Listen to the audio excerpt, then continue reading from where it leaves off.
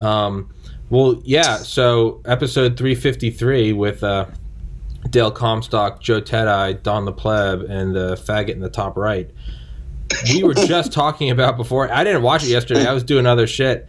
But yeah, I didn't see any of the impeachment, but Teti was no. Well, actually, there's a whole clusterfuck going on. Dale got banned on Facebook for making fun of Australians, and Americans. I actually called Americans dumb and got fucking banned for 30 days for hate speech for calling Americans dumb. I'm like, I'm a fucking American. The inference is I'm a dummy too, right, dude? This was probably no shit. This was probably some fucking African in the Serengeti fucking Facebook checker in his fucking grass hut. He goes, fucking hate speech and fucking zap me, man. Like, what the fuck? I'm an American. Who cares, right? There was a gangbang. There's perhaps the most beautiful red pill gangbang of censorship ever. So, real quick. So, Facebook was hiding the comments from Project Veritas's video. So, Project Veritas made a video about it. They got banned from Facebook for it. So, they posted the video on Twitter. Twitter banned them for posting the video. So they put a video on YouTube of Twitter banning them about Facebook banning them. YouTube banned them. So I made an episode. So I made a video about it. A guy commented on it about censorship. His comment was banned from my video about censorship, about YouTube deleting Project Veritas's video, exposing Twitter for. It's just this gangbang of censorship. It's just they're just running a train like the human centipede. Oh man, it really, he's not exaggerating at all. If you say like literally anything about this, somebody comes by and it's like, oh my God, like I can't believe you said something about this. The quantity of Karens is fucking ridiculous. Well, it's actually, you know what? I've done 5 episodes by myself in a row, and I don't think anyone wants to hear me talk anymore. So, Teti, take it away from the top about the sham impeachment. Yeah, so dude, it's so funny. Dale got banned. I'm expected to get banned here because I made a post last night about the whole thing, and I let it fly. You know, I basically said, in not so many words, they should freaking waterboard Nancy Pelosi and Chuck Schumer. Fucking really?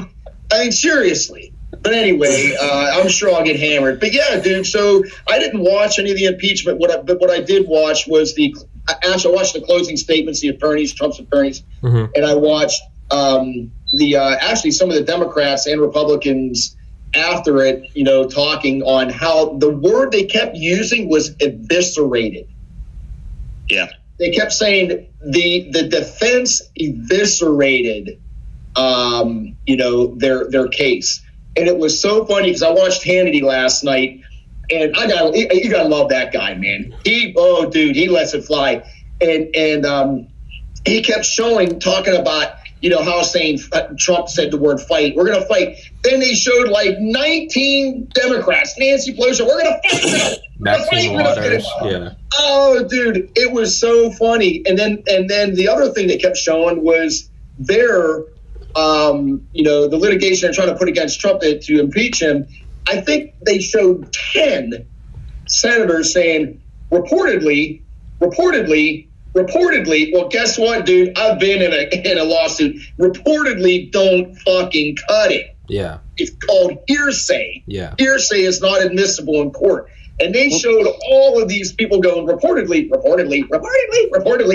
It was so embarrassing, dude. I literally started turning red with embarrassment just watching these fucking attorneys, right? Highly educated people look like a bunch of buffoons, like what the this is the deal with this absolute retard crap, right? Is that and it is, make no exaggeration, no mistake, this is just the dumbest thing that has probably existed in American history, and I am so tired of I am a constitutional lawyer and therefore it's constitutional. Like, well, look, you don't.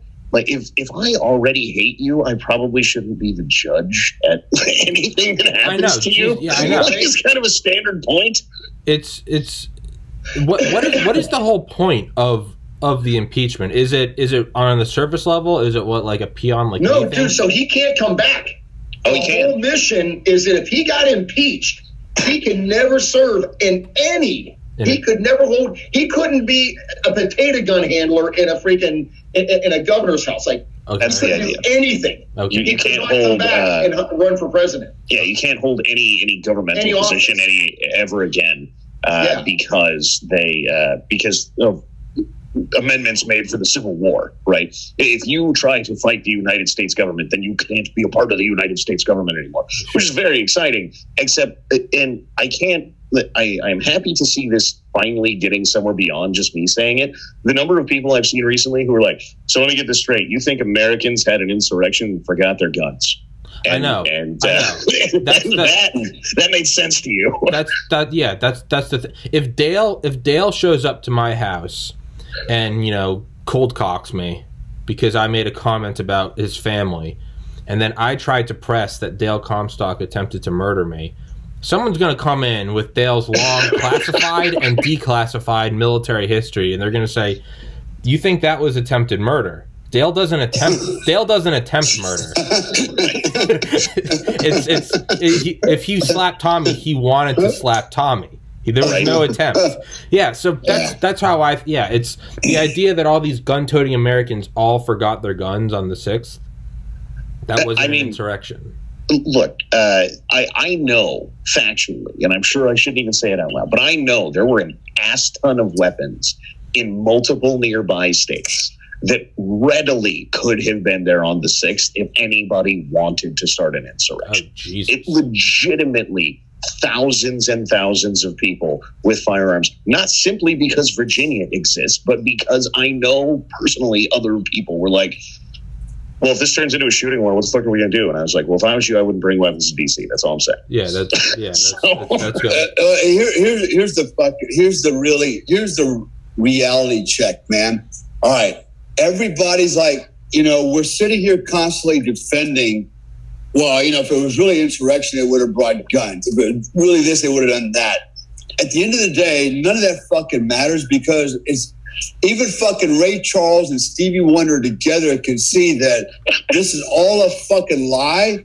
It's all fucking propaganda. It's all bullshit. Okay. And what's happening is the fucking government, fuck you fucking government, U.S. government, all you motherfuckers are out there fucking basically manipulating the dumb masses. The dumb masses are all these fucking people that believe every goddamn thing they hear on the fucking news. And Joe, you mentioned Fox News just a second ago. I used to watch them all the time, and I would say fuck you to them as well, because at the end of the day, those motherfuckers are owned by fucking Democrats. They are literally owned by Democrats, and they show their true colors during the election. I won't watch them anymore either, and they can kiss my ass. I'll do my own fucking due diligence. We'll no longer rely on any fucking news media.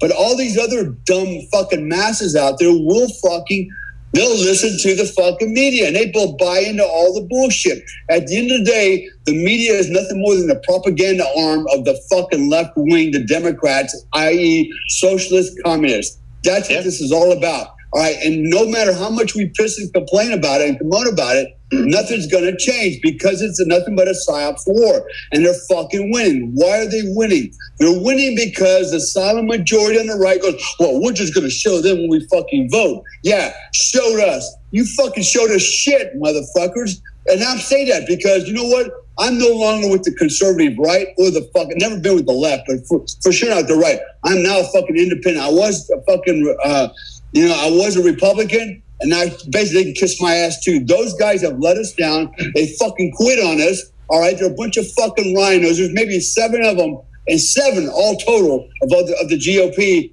that feel like are actually on our fucking side. And the rest have fucking let us down. We are in a place in our fucking lives in this world where the United States of America is no longer a fucking republic. It has now become a socialist republic, and soon will be a communist republic. At the end of the day, we got fucked is what we got. And I'll probably get fucking targeted now with all this other bullshit that, for being extremists. And I don't give 2 fucking fucks. Come to Bali and get me, motherfuckers. I'll shoot you in the fucking face if you want it.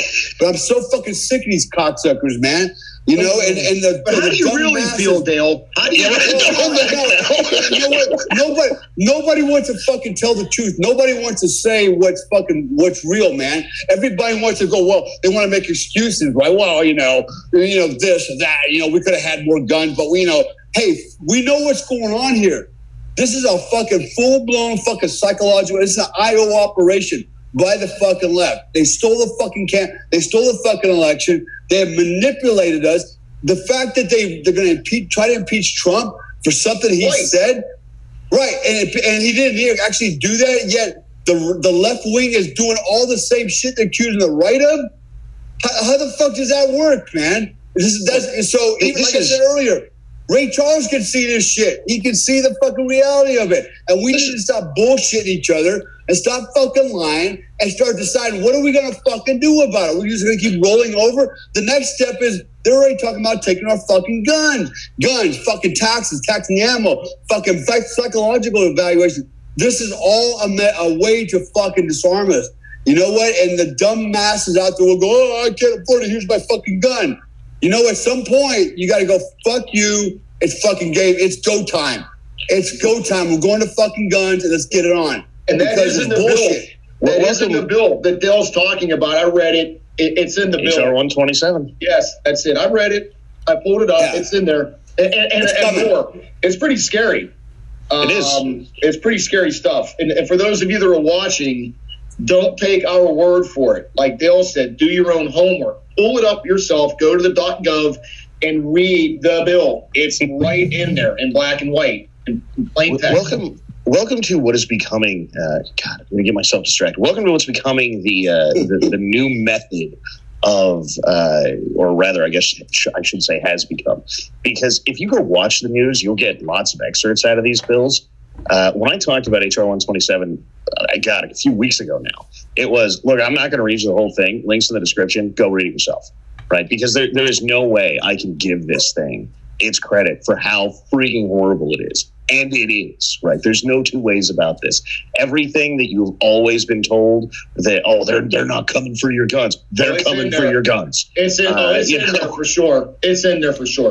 They're trying to me, the big thing is I mean, sure, yeah, you have to have a psych evaluation, you got to pay these taxes and stuff, but then the meme response is, well, I had a terrible boating accident, I don't have them anymore. The real teeth to it, though, is because that all requires compliance, which good luck. If you exactly right, wink, wink, nudge, nudge. The thing about it, though, and I don't know if this is the same bill, but it was, I believe, or maybe it's proposed as an executive order, is the unwarranted, so the lack of warrant. They no longer have to have a warrant to come to your house to take guns on suspicious that you are dangerous.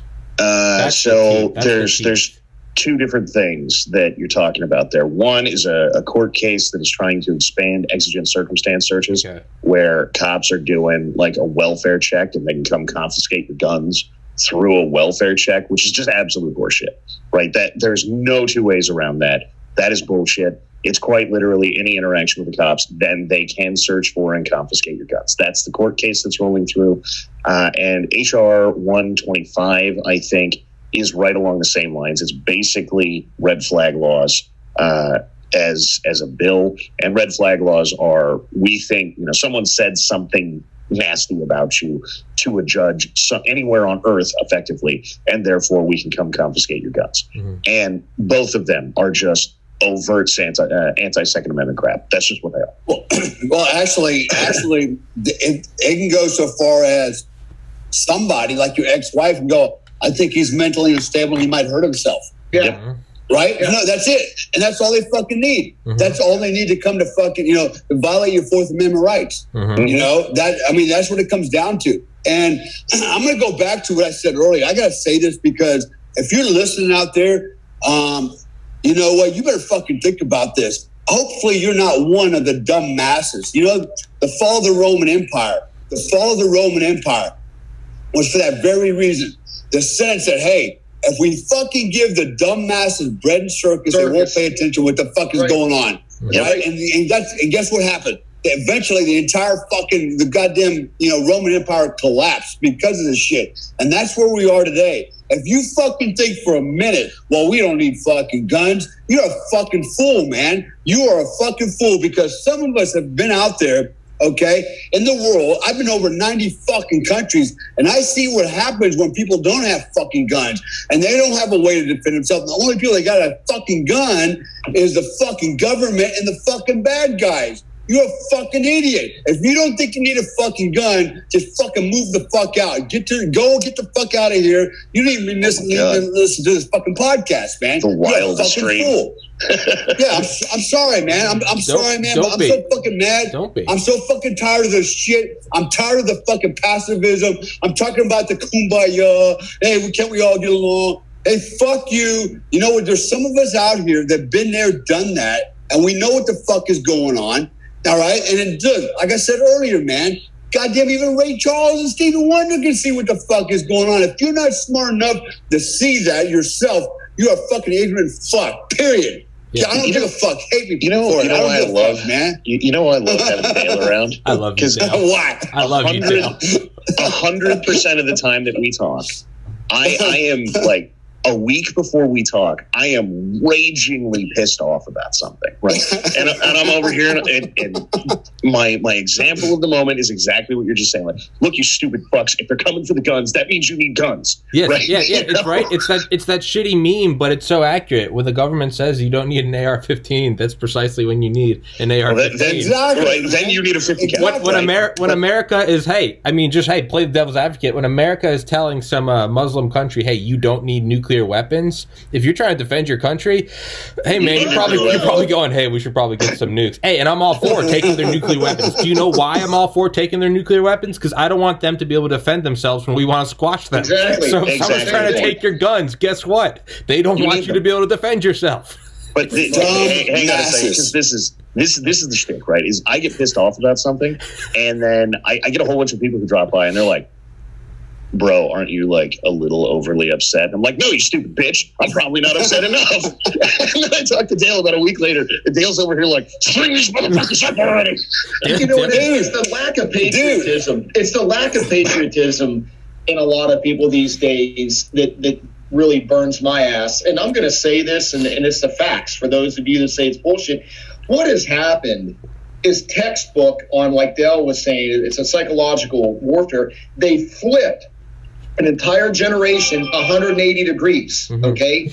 And now you've got these millennials, okay, that have been so brainwashed in college, you know, and I can just speak from experience. I have a family member that had 2 kids I talked about before that were ultra conservative, went to college, came back, and they were ultra liberal, like, and flipped 180 degrees. And so this is a problem. It's systemic because I talk to a lot of young kids when I'm at the gym. And it's systemic. It is a generation that, you know, the flag, fuck the flag, you know, and they have no patriotism. They don't understand, you know, what it is to serve. They don't want to serve. And like Dale said, they're buying into all this bonsai bullshit. And that is the problem. You've got an entire generation. Not all of them, okay? So for those of you that don't get your panties in a wad, not all of you, but a large majority of you, okay, fall into this category. And you're going to sell our whole country down the damn river because of it. You know, I got 2 stories, man. I got 2 stories. Let me share this really quick to drive home your point, Joe. Dale tells 2 stories really quick. Yeah, I'll make this. I know I like to talk. I don't care. I love it. This is what I live for. Take it away, Dale. I promise. I'll make this really short, man. Take your time, Dale. People want to hear you talk. They don't want to hear us talk, all right? No, Joe's right? So first of all, here's what happened to me many years ago. So I raised my kids in a very conservative household. And my oldest daughter went to college, UNC Charlotte. I'll call it goddamn university. I don't care. UNC Charlotte. She went there for a bachelor's degree. And suddenly she starts coming home. And I remember one day she asked me in the kitchen, she goes, Dad, what do you think about this idea of Bush wants to build a wall, you know, on the border, blah, blah, blah, you know, and keep the Mexicans out, the illegals out, right? And that's what you are, is a fucking illegal immigrant. You know what? You're a fucking illegal immigrant. And I'll say that again, right? And so, yeah. And she said, what do you think about that, Dad? And I said, you know what? Build it higher and put machine guns on it. And she goes, but why? They're just trying to get here to get a better life and a better opportunity. I go, you know what? I said, when they come here illegally, because by the way, my mother, her grandmother, all right, is an immigrant. All right, but she did it the right way. She fucking paid the price, did what you're supposed to do to become an American citizen. All right, I said, when they come across the border and they take these freaking jobs and they do all the things they do, they use our infrastructure, blah, blah, blah, blah, blah. I'm going on day long. I said, basically, that costs us as taxpayers. I said, it's going to cost you. It didn't sink in, I could tell, right? It just didn't fucking register. Like, okay. And about a week later, I was in Florida. I got a call on Saturday night, and it was late Saturday night, like 11 o'clock, and my daughter's on the phone screaming hard. I go, what's the matter? She goes, I just got in a car accident. What happened? She goes, this car just pulled out in front of me, freaking red light. They pull out in front of me. I T-boned them, flipped the car, right? Blah, blah, blah. Ambulance showed up, cop showed up. In fact, the cop was talking to my daughter while she was talking to me, and she was injured, right? And so she's freaking out, and I'm telling her, shut up, okay? Watch what you say, just shut up, and we'll talk about this, right? So here's what happened was this. 2 Mexicans, both illegal aliens, could not even speak English. All right, driving this car, ran the red light. She T-boned him, knocked him over. All right, they hauled one guy off to the hospital. The second guy, he wouldn't answer any questions for the cops. He couldn't speak English and wouldn't answer in Spanish, right? And so, all right, so the report goes in. About 3 weeks later, I get a phone call, and I'll call out the company again, State Farm Insurance. State Farm Insurance calls me, goes, Mr. Comstock, we're gonna go ahead and we're gonna settle out of court, and we're gonna, we found, judge, we're gonna pass judgment, give judgment to the plaintiffs, the defendants. I mean, the Mexicans, right? And I go, what the fuck are you talking about? I go, basically, they ran a red light. They fucking can't speak English. We refused to give a police report. It's 2 fucking guys, and they were like, well, unfortunately, a third guy walks out of a mechanic shop down the road about a quarter mile an hour, looks left, looks right, sees the car accident, and says, your daughter ran the red light, and fucking T-boned him. I go, the fact that, you know what? I said, first of all, they're driving without a license. They can't fucking speak English. They're here illegally. Doesn't that account for nothing, anything? And they go, no. Oh, your daughter's still negligent. I go, that's fucking, so you got 3 guys are fucking illegals, basically telling my fucking legal daughter and me that she's fucking broke the law. And they go, well, we don't want to litigate because it'll cost too much money. We'll just settle out of court. And, oh, yeah, we're going to raise your insurance premium. I had 10 policies through. them. 10. All right. What the freak, man? And so when I told her what was going on, she just lost her shit, right? She goes, how is that fair? I go, you remember that conversation we had about the wall? I go, write that check. I said, write that check. And I told her, I said, you know what? I said, here's some tough love. I said, guess what? I'm taking you off my insurance policy. You get to pay for it now. You pay for this shit. You pay for these illegal aliens, right? And so, and before anybody else goes, oh, Dale Comstock's a racist, let me tell you something, asshole, all right? My ex-wife was Mexican and Chinese. My prior wife was fucking black. And my current wife is Indonesian Muslim. So don't call me a freaking racist for just calling for black and white. Now, Dale, don't you know, Dale? Just because you know a black person doesn't mean you're not racist. Dale is actually the most progressive white man in America. He's been married to a black woman, a Mexican, and is currently married to an Indonesian Muslim woman who was on the podcast 2 weeks ago. Sorry, yeah, exactly, right. So but that's people can't handle the truth. Right? So they make up all kinds of shit. Here's my second story, real quick, and I shut up. So the second story is, we talked about the millennials, the new generation. And Joe, you're right. Not everybody falls into this category. However, in 2010, I was in an operation in Afghanistan, right? And so it was 2 of us. You know the story, Joe, how it goes, right? So my counterpart went downrange and supported 3-day fucking military operation on the border of Afghanistan to fight Taliban. It was a big operation. Basically, he took 2 of my platoons. I kept 1 platoon in reserve as a QRF, quick reaction force. Well, what happened was this guy's the platoons are patrolling along. There's a fucking MRAP out in the open, about 500 meters out in front of them. It's been fucking hit with RPG, small arms fire, and American casualties laying around the vehicle. As they approached, they noticed an entire American platoon sitting under a freaking tree. And his question was to them, why are you guys sitting here, and why are you not going out and pulling your guys out off the X, right? And you know what the response was? Hey, Sarge, it's hot out here. They had their load-bearing equipment off. They had their shirts open, and they're sitting in the goddamn shade. So what happened next was my Afghans, the guys that we trained, ran out there, and pull these freaking Americans off the freaking X, brought them back and started triage and pull medical, medical support on them, while the Americans watched. And so he questioned the commander, who's a captain. He goes, "What's going on here, sir?" He goes, "Why don't you have control? Why are you not doing this? Why are not you doing your freaking job?" And he's like, his answer was, "They won't do what I tell them to do. They won't listen. They're not acting." And this is the new, this is 2010 now. Okay, 10 years ago. That really wasn't that long ago. And so these kids are sitting on their ass because it's too freaking hot, and they would rather let another American bleed out and die out on the X than go out there and try to rescue him. Okay, now I'm not saying all millennials are like that, all right, but that was a bad indicator. Okay, this is what our next generation looks like. And I'll tell you who's responsible for that. They're freaking parents. All these assholes that believe in Dr. Spock and all the bullshit he put out about coddling your kids, this is the consequences of that. And it's only going to get worse in the future. All right, our warriors are freaking gone, man. Gone. Let me hand you a story of roughly the same time frame, right? Because apparently this is the turning point. Is almost exactly right then. Because I was in Afghanistan in 2009, right? So like the same time, and our pre-deployment brief was, look, there was a convoy, and it's rolling through this valley, and they get hit, and everybody gets out of the trucks except one guy. And one guy sits in the back of the MRAP and he won't get out. And the lieutenant says, "I'm giving you an order. Get the hell out of the goddamn MRAP and get up there and assault the enemy position. Do it now." And guy says, "Oh, I'm not going to do it. I'm afraid." So lieutenant pulls out M9, puts it to his forehead, and says, "Now you are absent from your position in front of the fucking enemy, and that cannot stand. Get out of the fucking MRAPs." And the guy says, "I'm not doing it." So lieutenant pulls the trigger, gets out, and assaults the fucking position. Everybody gets back to the rear, finds out what happened, finds out the lieutenant popped him in the forehead, and the command went, "Don't be absent in front of the fucking enemy. What do you want?"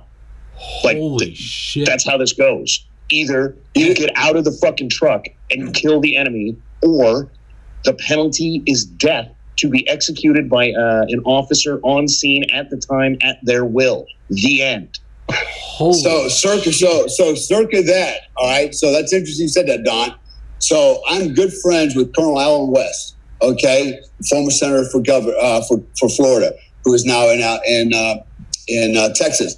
Yeah. You know, that's how he got relieved, right? So in Baghdad, what happened was, I'll give you the broad story. Basically, they had rolled up a couple of insurgents that were planning IEDs down the road. And he's like, "Look," he goes, "I know you got IEDs down. I want to know who they are, blah, blah, blah. I want all the intel." The guys refused to talk. So he put a pistol to his head. He goes, "If you don't fucking tell me, I'm going to let the air out of you," right? Well, that got reported by some liberal, left-wing freaking, and we have a lot of those now in the military, right? So some guy on the left fucking reported that. Within 72 hours, Colonel West was relieved of duty and was booted out of the military because of that. He's trying to save American lives, and they got mad because he put a gun in a guy's head. That actually happened to Colonel West. Apparently, the problem here is he didn't pull the trigger. That's the problem. Well, to be fair, my story comes out of the Marine Corps, who is notoriously bigger dicks about everything. So, Jesus, and that's all relative. Army's getting to be very, very political. They're getting very politically correct. Dale, how come you're not going into the high command of the Army? Yeah, right. Because you know what? They would rather lock me up as a freaking terrorist because of my views. Yeah, I was going to say, this podcast, this is why Dale is not in the high command of the Army. Right? Because I get the feeling there are 0 points in life where you meet Dale and he's like, "Yes, I'm willing to play the political game. Let's shut up and talk about being a bunch of pussies." Dale's not Eisenhower. Dale's Patton. You know what? The problem with this world is, particularly with Americans and particularly with American politicians, is they can't tell the truth. Everything is let's speak in tongues. Let's tongue in cheek. Yeah, exactly. Nobody's want to call it like they see it, right? And call it like it is. I got some great videos up here on my fucking laptop. I was watching a little earlier of a pastor, man, and he was just throwing black people under the bus, right? And basically, it was bad, right? But there was a lot of truth to what he had said. And so I thought, man, if that got out, publicly, which it has before, that's how I got the videos, but if I were to publish that, people would just come at me with a freaking axe, man. Yeah. But the reality is nobody wants to tell the fucking truth. Everybody wants it sugar-coated. Everybody thinks because you're telling telling the truth, you're just being mean, racist, misogynist, and everything else, right? And that's, it's sad, but that's the generation of people that we raised. And it's not even the people that we've raised, it's their parents. It's the older generation that bought into the bullshit. Okay? So, for example, we've got 30 plus years of this crap where it's, Timmy lit the house on fire, but I'm sure he was just expressing himself. So what we need to do is find out what the root cause of Timmy lighting the house on fire was and address that, as opposed to kicking Timmy's ass for lighting the house on fire. Yeah. The problem is this: the truth, right? The people on the left, the crooks, the politicians, don't want you to tell the truth because that screws up their freaking crime, their games, right? Because that gets in their way. Because let's face it, these people, these politicians are criminals. All of them at that level, we're talking at the presidential level, are criminals. And when you start speaking the truth, they don't want you to speak the truth because they don't want you to influence other people. So they try to shut you down. I'm sure I'll be targeted for this. I'll probably be put on the no-flight list, and all kinds of bullshit. That's what the games they play. And mark my words, I know that and I'm aware of that. And people go, well, maybe you shouldn't say nothing. Well, that's exactly why I say something, because if I shut my fucking mouth, that's exactly what they'll do to me anyways. Yeah. Either way, I lose, right? I lose my freedom or I lose my voice. You know what? And either way, I lose my freedom. I lose my voice, I lose my freedom, and I've lost the same fucking thing. They're controlling your thoughts. And you know what? And it's my opinion. Here's the sad thing, right? So I got, as Tom mentioned earlier, I got banned off of Facebook, right? For 30 freaking days. You know why? An Australian friend of mine, he posted a picture of a bunch of Australians loading up toilet paper in their shopping cart, just like the Americans, because they're going to get locked down for like a week because one guy came down with COVID, right? And I'm like, damn, I thought only Americans were that dumb. I got banned for hate speech. I'm like, wait a minute, I'm an American. That's an inference that maybe I'm dumb too. But I got banned for 30 days, man, and so, yeah, by controlling your speech, they're controlling your thoughts. When they can control your speech and control your thoughts, they're controlling you. And that's what's happening. I laugh because I look around every day, even here where I'm at now, in this part of the country, in this part of the world, people are wearing freaking face masks literally out in the woods.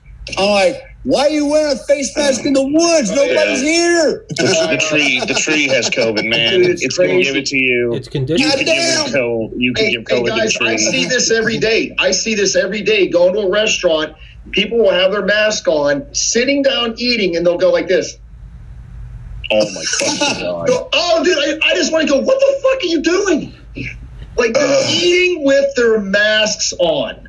Straight up, the next time I see one, I'm snapping a video, and I don't care if the person screams and yells at me. I've seen this. I saw it the other day. People sitting there, and I'm not talking about seniors. I'm talking about people in their 30s. Yeah. Late 20s, early 30s, sitting there with a mask on, pull the mask down, eat, put it back up. This is why. Think about this, guys. Look back into history, right? So you have all these cults like Jim Jones. Jim Jones taught how many hundreds of people into drinking poison Kool-Aid? Mm-hmm. Yeah. What the fuck? David Koresh, the other ones, there's aliens coming. Everybody freaking kill yourself. I mean, this is the human condition. We are naive and we're very gullible. And the reason we're naive and gullible is because we don't want to take the time to actually analyze and think about anything, right? We want everybody else to do the thinking for us. And we go, okay, that's even the government, right? The government says, now they're talking about wearing 2 masks. Hey, why don't we just put a plastic bag over our head, okay? Why don't we just do that, right? So the problem is, and everybody's like, yeah, 2 masks sounds good to me, right? I actually have a scientist, a friend of mine who's a scientist, literally a scientist that studies, for example, he's one of the top chemist on olfaction, okay, on smell. And basically what he told me was the standard mask that everybody's wearing, okay, is 100,000 times bigger than the actual coronavirus. It just goes right through it like a goddamn fucking chain link fence. He goes, what makes you think 2 is going to fucking work, right? And so everybody's like, yeah, that's a good idea. That's what the World Health Organization says. That's what freaking CDC says, so it must be fucking true. Let me tell you something. Here's what I do know. All right, for everybody out there's listening, I got a fucking doctoral degree, and we're some of the dumbest motherfuckers on the planet.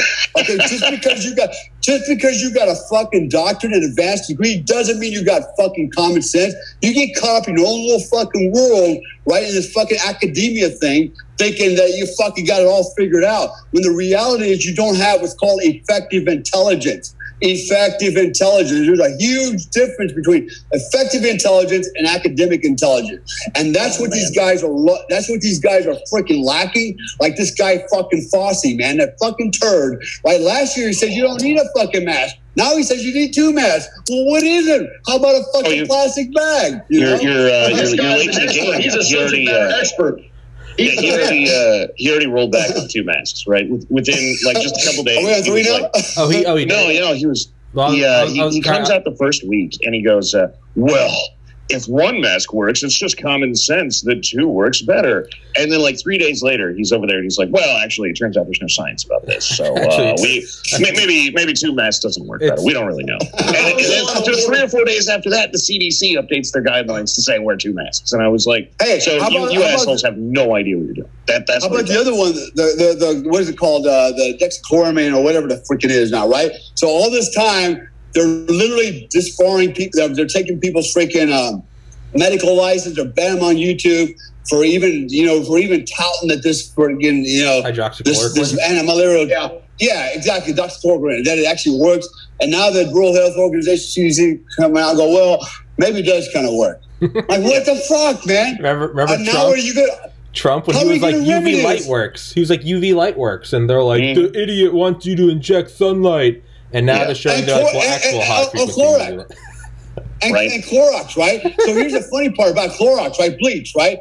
Fucking what an idiot! Fucking put bleach in your body. Hey, by the way, in the U.S. Army, actually in the U.S. military, what do? We put a cap of chlorine, Clorox, fucking bleach in our fucking drinking water. All right, to fucking kill the goddamn bacteria and viruses in it. And they're actually using UV light and basically inserting it into people's body to kill fucking viruses.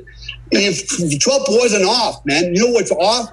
Is the fucking low intelligence of the majority of American people. Actually, not just American people, all people, international. Yeah, man. The fucking cooties thing has been just peak stupidity. Yeah. From the very beginning, I was out here and I was yelling at people as loud as I could, like stop being afraid of this, because they're look, I'm not saying the virus isn't real. I'm sure it's fucking real. I'm sure that everybody gets their goddamn little cough and, they mistake it for a sinus infection or seasonal allergies or some other crap. But if you stay afraid of this thing, they're going to come for you. And the things that are going to come out of this are going to be ridiculously horrible. They will take every fucking thing from you.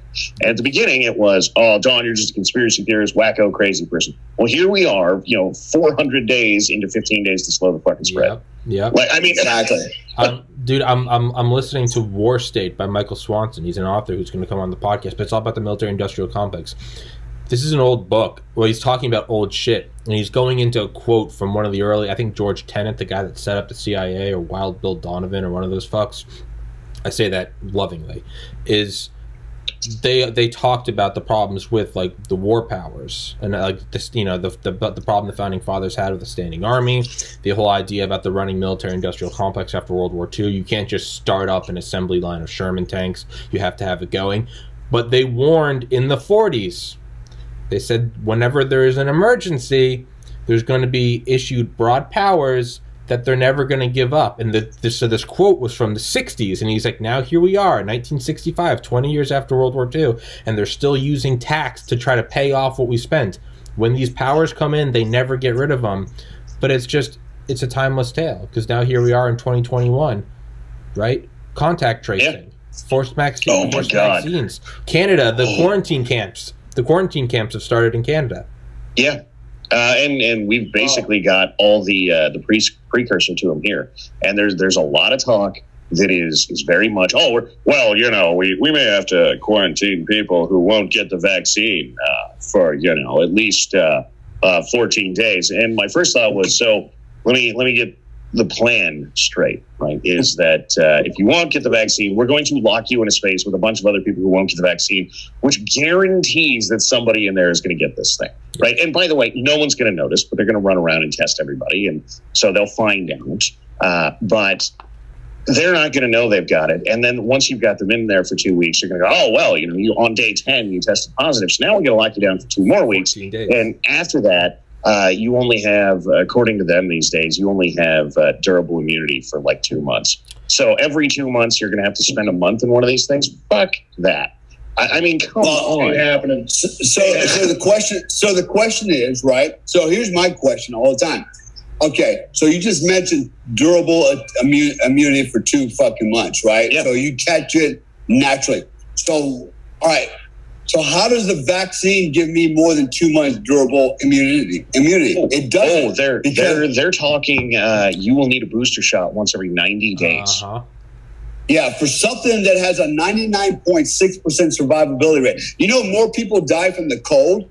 Yeah. Well, did you know in 2020 that did you know we've cured influenza? Did you know in 2020 that ironically, miraculously, that common cold, common flu deaths were down 97%. Zero? Yeah.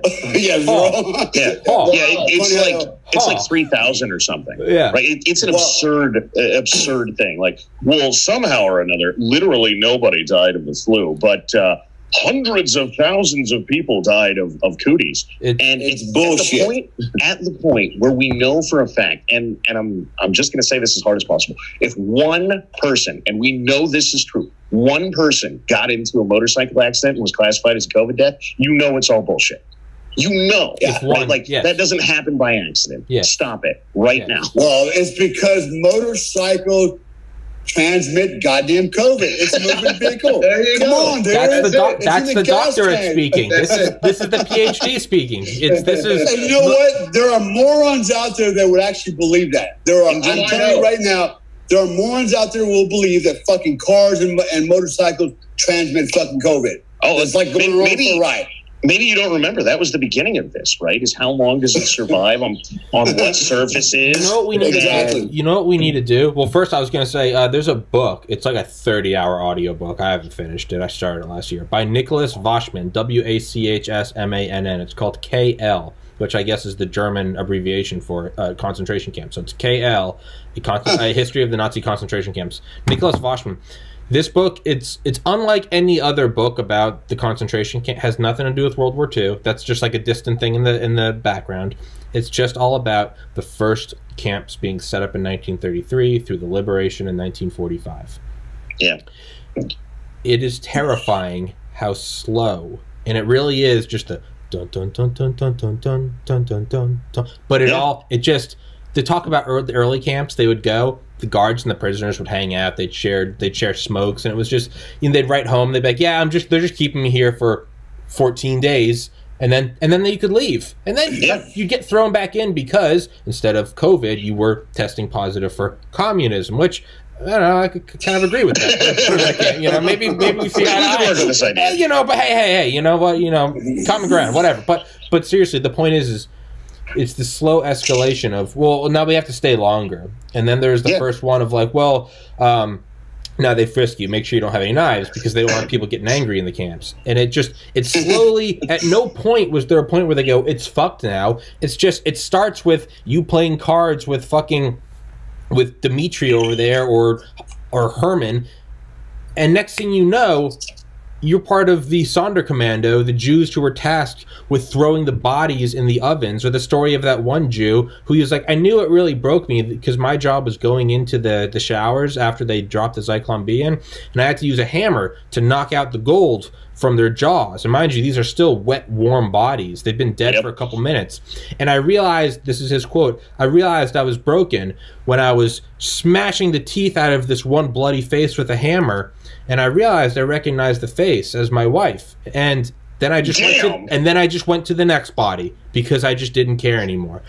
It starts with card games and writing home, and it goes to that. This is how it starts. Tommy, you're a conspiracy theorist. 14 days to flatten the curve. Now it's February 14th, 2021, and it's COVID is raping you to death. Stay inside.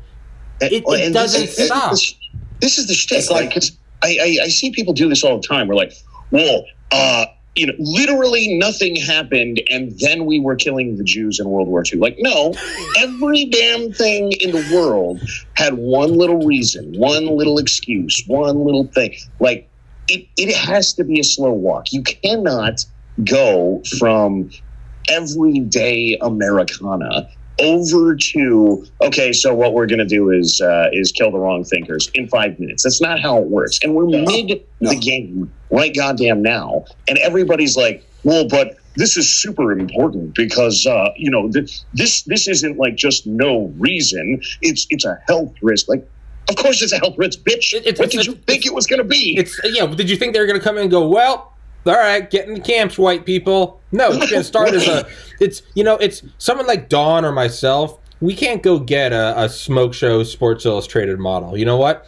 But if you start months ahead of time, and it's a very slow game, and then the day of the party, you start very slowly with just some talking, smooth riding, and even then, if you get lucky, it starts with a very slow and gradual foreplay. It's only at the end that you realize, oh my God, Dawn's fucking the cover of the swimsuit model. How'd that happen? What happened to Dawn? Don't worry about it. I'm still here. I thought your wife just killed you. I thought I was talking. I was like, oh, shit. That's what happened. Tom, the scary thing is, too, what we're talking about is all common knowledge stuff. And I had this conversation with someone the other day. All right, we're talking about common knowledge stuff. What really scares me is the stuff we don't know about. Well, can you imagine, like, what we know now to be true, but what else is going on behind the scenes that we don't even know about yet, that we haven't even thought about yet? That's what kind of scares me. This is the shit that gets me called a conspiracy theorist like every other minute, right? Because the next layer of this, I think, is pretty clear. And I think enough people have laid it out that, there's not really an argument anymore. But the Great Reset thing is fucking real. This idea that you're going to live in a bubble and eat bugs and you will own nothing and there will be no privacy. And you will be happier than you've ever been in your life. And, you can't have any wrong think and on. And this is all laid out in a whole ton of documents. And everything that we do moves closer to it. And, you say that and you get, like that's really happening. Like, there are people giving conferences on this at UN organizations that they then put on YouTube. Fuckface. Go watch this shit. The heads of the World Economic Forum are literally walking out in front of in front of the JP Morgan, the Citigroups.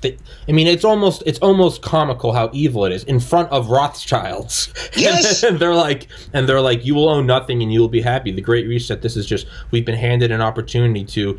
What do they want to do? So we're seeing it right now, right? What do you do with COVID? You take people away from public spaces. They can't communicate. All communication has to be through electronic devices because the world's too evil, like we're doing right now. If everything is on a medium that they can control, which we're seeing with Parler, Project Veritas, Donald Trump, Alex Jones, Milo Yiannopoulos, they can terminate it. The next step in that is, what's the next equivalent? You get rid of all small businesses. So everyone has to. So what do we see in there? What did we see in the 60s, right? There were 600 news corporations. And then what do we see now? 6 news corporations. Right. What did we see in the early 2000s? We saw hundreds and hundreds of different websites. Now we see Reddit, Instagram, YouTube. Well, YouTube and Google are one and the same. Facebook and Instagram are one and the same. You see consolidation. Now, if you do any wrong thing, you get banned from all of these. It gets coordinated. So what's the next step in that? You get rid of every mom and pop store, every Food Lion, every Kroger, and you're going to have Walmart and Amazon, and that's it. And so now they don't just cancel you from YouTube. Now they cancel you from being able to pick up a prescription, from being able to get bread, and no one will care because they'll go, well, that guy shouldn't have been a fascist. Well, do we all know what Operation Choke Point is? And I know for those people who are watching, they're my viewership. I know I talk about it all the time. No, I don't. But it's pretty goddamn important. I don't know it. So during the Obama administration, Obama created in 2014 a new arm of the FDIC, Federal Deposit Insurance Corporation. And I forget the name of this stupid thing, but I have a whole little video series on it. Go forth and watch. And this whole thing, its job was to police banks to get them to do the right thing, to be on the right side of history and all this other kind of bullshit. And what they did, and I'm not kidding, is they went to banks and they went, we find these people distasteful. So if you do business with them, we will revoke your FDIC insurance, which means that you can't be a bank under U.S. law. And so you started seeing this wave of people losing their bank accounts, their home loans, any sort of transaction with a bank. And the result of like home loans was, well, we're canceling your home loan, so pay all of it now. Or, we'll go after you in court or foreclose your house. And the whole point of this was that they quite literally came up with an ideological list of undesirables, people who sell guns, prostitutes. There's a list, and it's, if you fall into one of these categories, then the banks have to get rid of you. And you still see it happening right now. It happened to Enrique Tarrio, head of the Proud Boys, about 2 months ago now. Somebody came down and told him, hey, you no longer have a bank account with us. We're mailing you a check. And it's there was a big scandal about it back in 2014. People wrote a bunch of articles, and there were some hearings about it. No one was ever punished. No one was ever removed from their position. The new arm of the FDIC remains to this day. By the way, large portions of the leadership are exactly the same today as they were in 2014. And in a less than shocking turn of events, you see people who are removed from payment processors, from the guy who runs Jihadi Watch. MasterCard told him they wouldn't do business with him anymore. And by the way, the next layer of Operation Choke Point, after going after your bank accounts, was payment processors. They laid all of this out in documents back in 2014 that all got published in all these hearings. It should be common knowledge. Nobody knows. Nobody cares. And we're all surprised when these deplatformings happen. Well, and you're right, Don. And so I actually have some friends in the firearms business and manufacturers. They're going through exactly that right now. They can't get loans because the banks have fucking PNG'd them based on the government, right? So and we go. There's another list that came out, and basically it's almost like social credits. We'll call it corporate credits. You can't do it's advised that you don't do business with certain people because they're leaning right or whatever, right? So they become the undesirable. So this is, again, like I said in the beginning, man. All right, we could sit here all day long and talk about how unfair this is and all the things that are going on. It's happening in front of us, right? And the only people who are paying attention are those of us with a couple live brain cells that fucking see this, right? The other 95% of the dumb masses are going to work every day, fucking doing their little thing, whatever the fuck it is, and are not paying attention. They're going to wake up one day and go, what fucking happened? Yeah. And they're going to lose everything, right? They're going to become... They're the fucking useful idiots. That's what they are, is useful fucking idiots. Those of us that are kind of paying attention to what's going on, we're going to get rounded up someday. If we're not fucking exterminated, we're going to get rounded up. We're going to be the ones that get our fucking credit fucking jammed up, have our fucking bank accounts emptied. We're the ones that are going to fucking pay the fucking price. Even now, Bank of America has actually given the FBI fucking bank records of anybody that went to Washington, D.C., purchased fucking hotels, travel tickets, whatever, bought fucking dildos in Washington, D.C. during the fucking January 6th, has been reported to the FBI. So first of all, that's a violation of the Fourth Amendment. Okay, because the FBI asked about it. You should know the NSA paved the way for this about 20 years ago, right?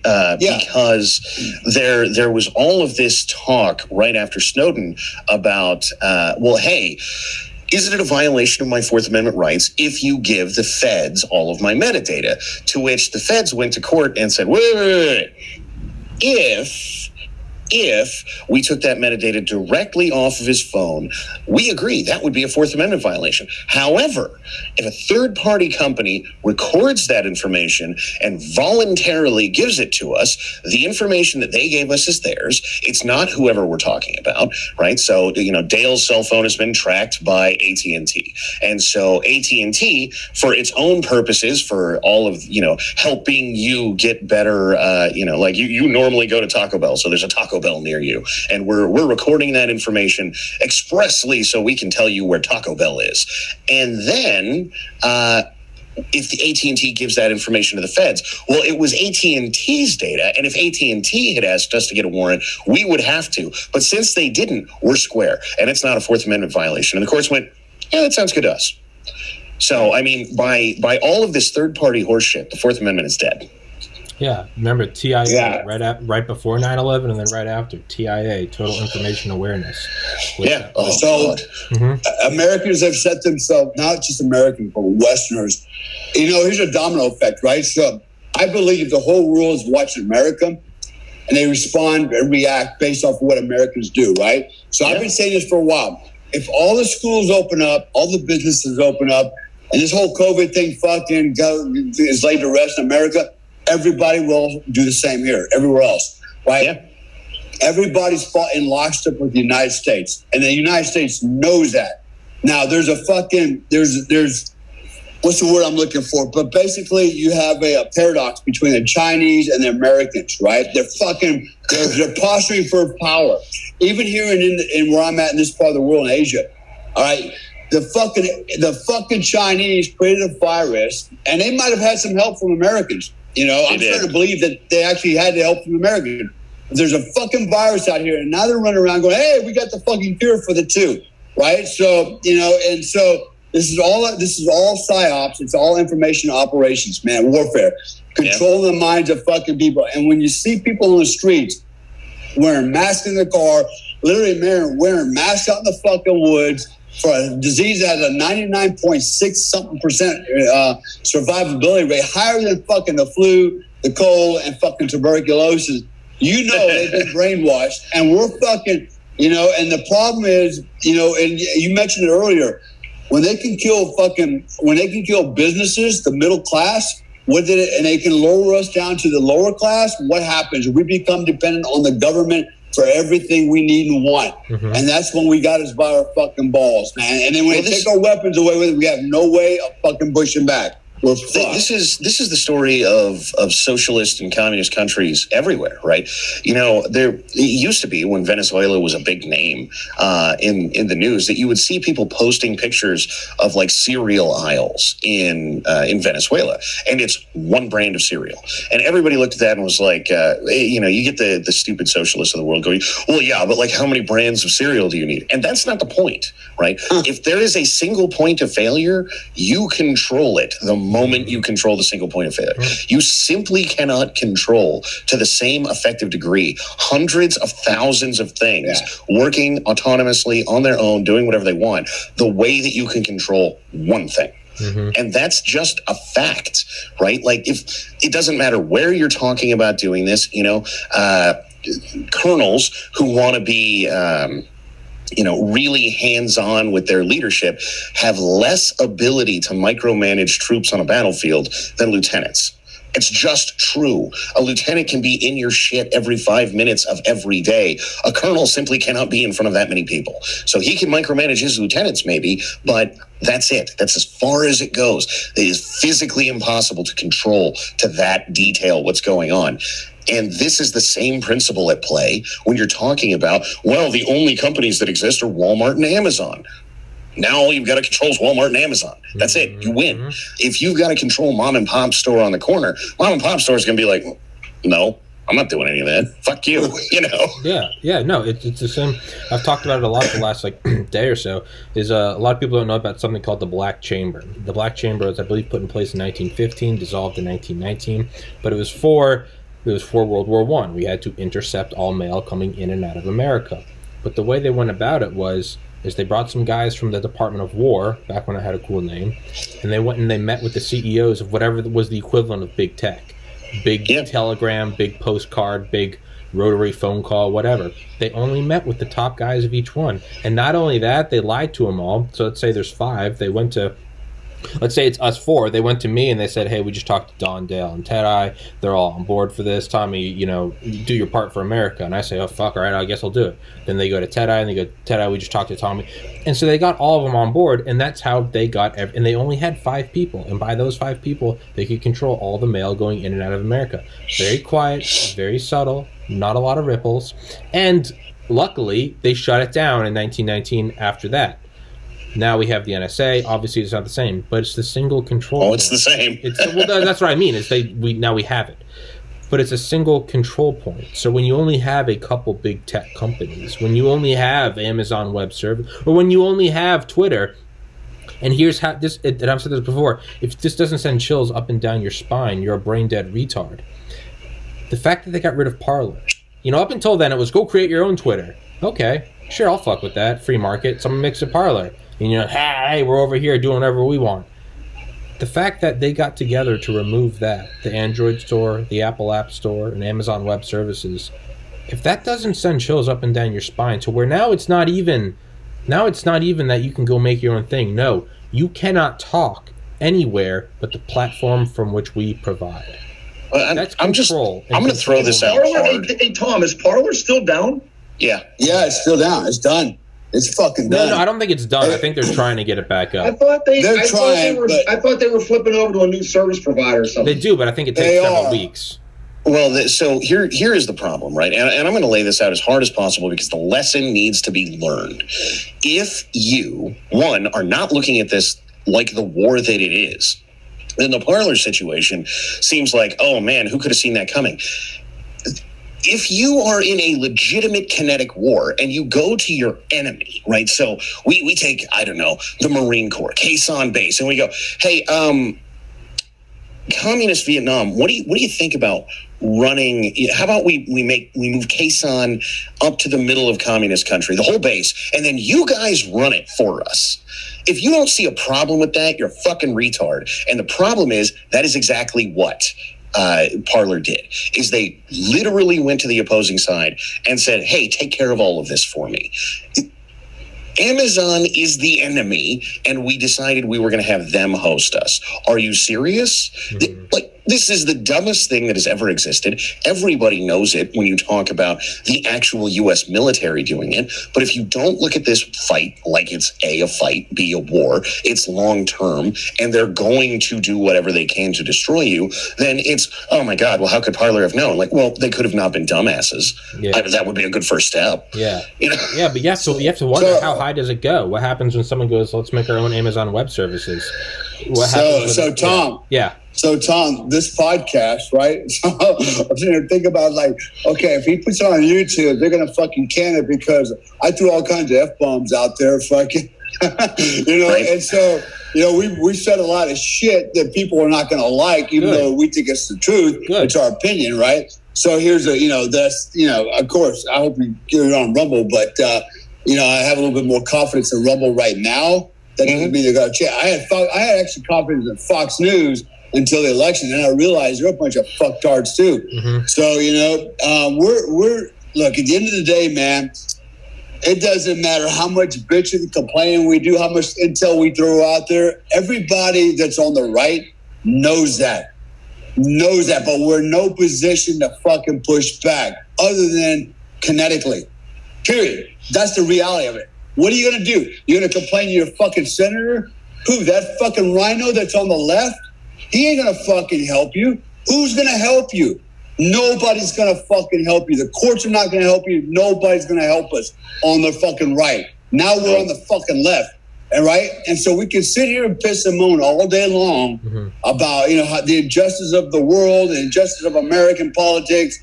At the end of the day, you know what? It comes back down to one thing. The man on the battlefield with a fucking gun. Yeah. That's what it always comes back to. Yeah. Well, this is a thing that nobody ever wants to listen to me, so maybe they'll listen to you. No one is coming to fucking save you. Zero people. Anywhere. Exactly. Ever. At any time. You And whoever the hell you can get to roll with you is who is coming to save you. That's it. There are not other people. There is not some other system. The world, you mentioned earlier, there's maybe 7 congressmen who are worth a damn and probably on our side. And that's true, right? There are politicians at various places throughout government in the United States that you probably could go to who would be willing to go get after it and get some with you. And okay, work with what you got. That's all well and good. However, at some point, someone is going to just have to go, okay, that's enough. No more. We're done. Right? And when that happens, the powers that be are not suddenly going to go, oh, okay, well, hey, they said no, so I guess it's all over. That's not how it's going to work. No. It's kind of like Black Hawk Down. It's kind of like Black Hawk Down, right? When Mike Durant's sitting there, where's the rescue squad? We're it. We are. Right here. Oh shit! I'm like, where's the rescue squad? I got Don, Dale, and Ted Eye. They're like, we're it, and it's like, we're it. All right, well, let's pop some skinnies. Let's do it. It's that's how it goes, though, right? It's, you know what? I would like to issue a formal retroactive temporal apology to Patton, to George Patton and Curtis LeMay, both who wanted to destroy the communists back then. Patton wanted to keep going. LeMay used to say, if what LeMay said about about the Cuban Missile Crisis is, with a little more luck, we could have had World War III. They wanted to just get rid of them all, and they should have done it, because this is where we are now. They saw the cancer cell then, and they said, let's excise it, and everyone said, let's go home. Let's go home. You really want to have a mind fuck for a minute. Go back and start watching the American War Machine, and this bugs the fuck out of me for, I'm sure, the same reason it will the other 2 guys on the podcast that did military things. Go back and look at American foreign policy on which wars are popular, which wars are unpopular, which wars we are willing to support and actually get things done. And there is this really shitty correlation that if we are fighting against communists, the war is unpopular and we hate it and we should stop supporting it. If we are fighting in any way that supports communists, World War II, for example, then it's a good thing and we totally should have done it. And by the way, the truly crazy part of this is, right up until, for example, the Iraq War, we said the dirty commies that are out in the middle of the fucking desert that want to start their own little commie caliphate, fuck them too. Right up until we said that, the Iraq War was popular. That's how fucking accurate this correlation is. And it's creepy and it's shitty and I fucking hate it. So you know what we need? Well, you know what, Don? And so let me just jump in real quick. Yeah. I actually told this to somebody a couple of days ago. So my son is a Green Beret. He's a Ranger, Green Beret. My sister was in the Navy. My brother-in-law was in the Navy. My father was in the Army. My uncles were in the Army. We have a long lineage of veterans in my family. And I look at it now, and I actually called my son about 2 weeks ago. I said, listen, man, when your freaking time of service is up, get the fuck out. Because if you go to war, you know what you're going to be doing?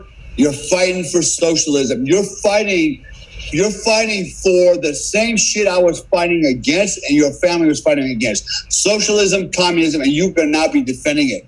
I said, these assholes at Biden and Kamala Harris, these fucktards will get you fucking killed to promote their political agenda. And that's it, man. It has nothing to do with freedom anymore. It has nothing to do with our Constitution. It has nothing to do with being an American patriot. You are cannon fodder. And I encourage them. I said, get the fuck out of the military today and bring your friends with you, man. We'll find another fucking job for you. Use your skills somewhere else. Do you know about the stand down? What's that? Do you know about the stand down? Oh, yeah, I heard something about them going after people that are ultra conservative or something. Yeah. What was that? I caught a glimpse of that as well. That they're targeting ultra conservative people because they thought there were military people at the Capitol building that day. Yep. So that's it. The one of the first things that the Biden administration did is order a 60-day stand down for the entire U.S. military to find political extremists within the U.S. military. And I still know some guys who were in, because that's how this game works, right? And they're like, look, I'm not going to lie to them.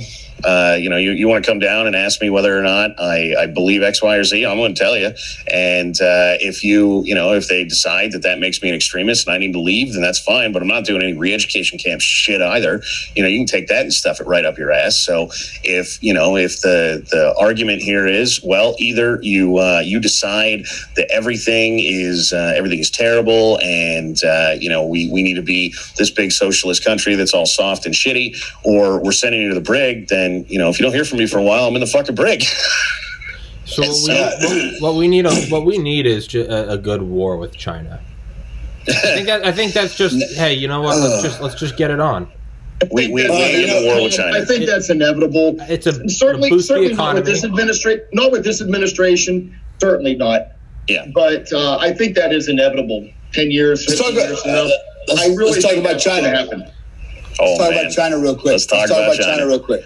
Yeah. So, all right. There's several articles that have come out in the last couple of weeks talking about the Chinese military and the Chinese, men.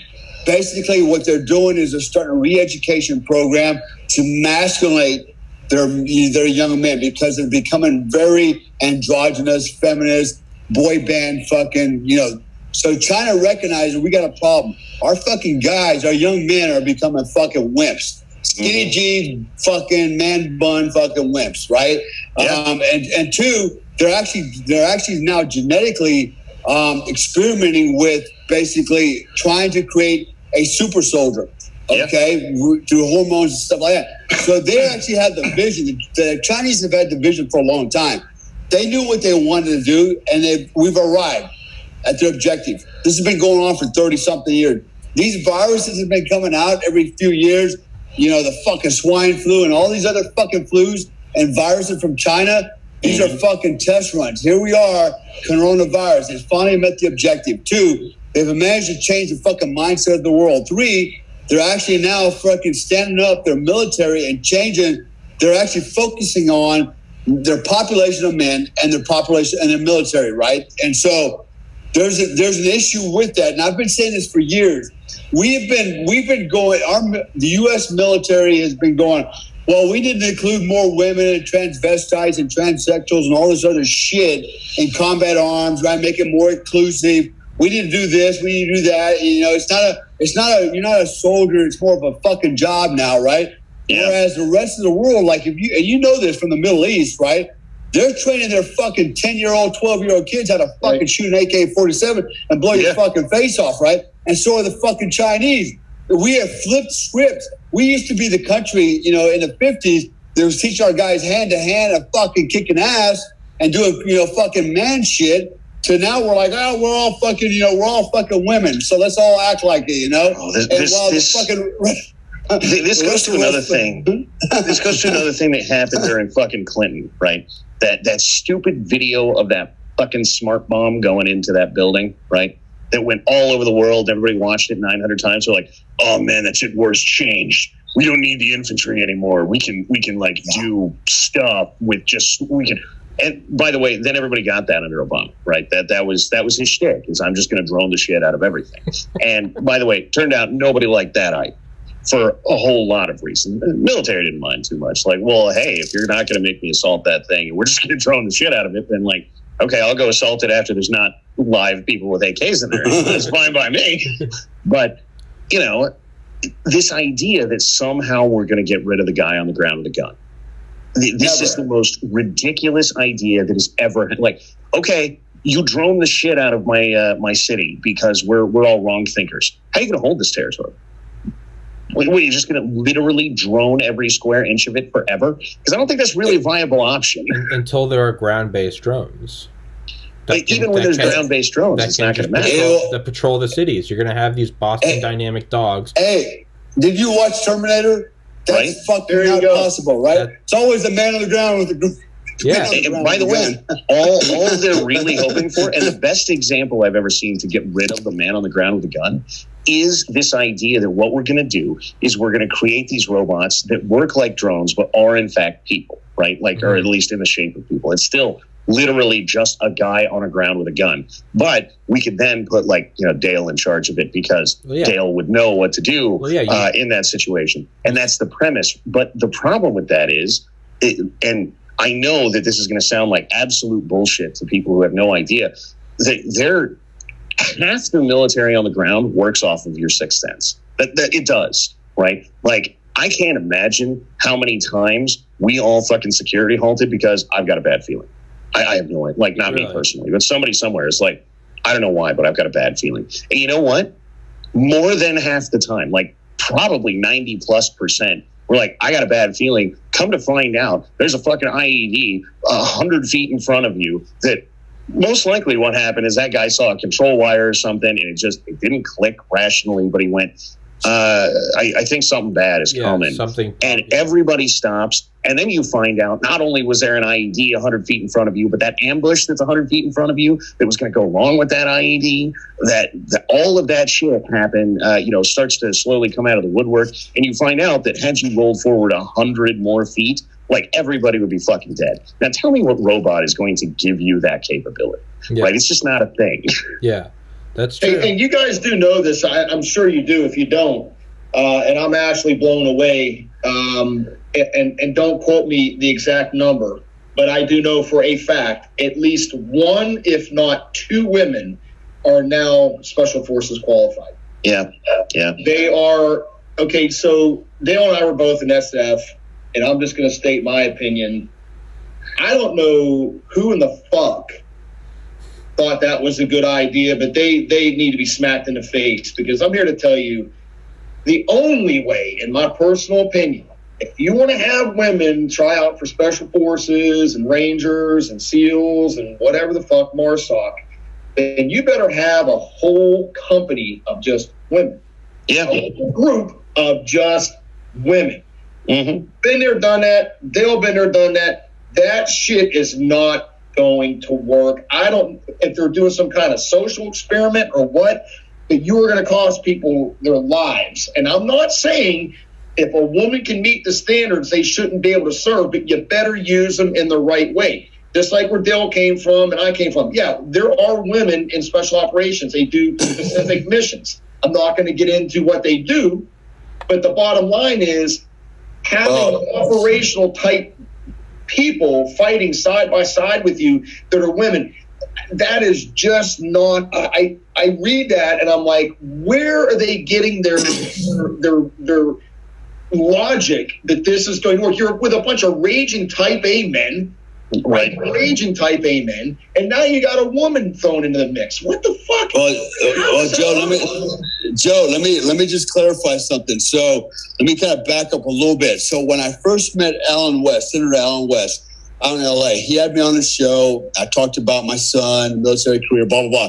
The second time he had me on his show in Washington, D.C., it was specifically to discuss women in the military, particularly women in special operations forces. And so you just said something a second ago, if they meet the standards. Well, let me fucking clarify. Let me clarify something for everybody that's listening out there. This is how they meet the standards. Well, no, even if they meet the standards, what standards have they met? They have met the standards for training, not for fucking combat. Okay, there's a huge difference between wartime standards and meeting a fucking minimum to get to a goddamn course. Right. And just because I fucking passed a course of the driver's license test for my fucking driver's ID doesn't mean I can run a fucking Formula 500. Okay? Right. That means I fucking basically know how to fucking parallel park, fucking stand on the gas, stand on the fucking brake, put the e-brake on, and turn the car on and off. Shift gears. That's the same goddamn fucking thing here, right? So they think, well, if they meet the standards, what fucking standard? Training standard? That doesn't make you qualified for the combat standard. And there's a huge fucking difference. And I'll give you an example real quick. One example. So imagine this. You're in fucking bumfuck South America in the fucking jungle for 2-3 weeks on a combat operation with a 10-man, 12-man fucking team. Okay? You're out there, everything you got to eat off of, live off of is on your fucking back in a rucksack. Okay, and guess what? You don't want nobody to know you're there. So what do you fucking do? You're not washing your clothes. Yeah, I get you. I know you're in a cigarette patrol. You got to take a shit. You do it right in the middle of patrol. You're in a fucking plastic bag, and you put it in your rucksack. Right? That's right. Yeah. You get a guy that's fucking hit. It takes 4 to 5 guys. They carry that fucker off the objective. All right, to an HLZ, which could be fucking 10 kilometers away. Right, so when you start adding all that shit in it, there is a difference between men and women. I'm sick and tired of people going, well, there's no fuck. No, there is a fucking difference. It's a biological difference. Men are 80% stronger than fucking women at the same fucking height and weight. We are fucking much stronger. Our bone density, everything is different. We are built for fucking combat. And that goes back to our primordial days, man. When men are hunters and fighters and women are gatherers.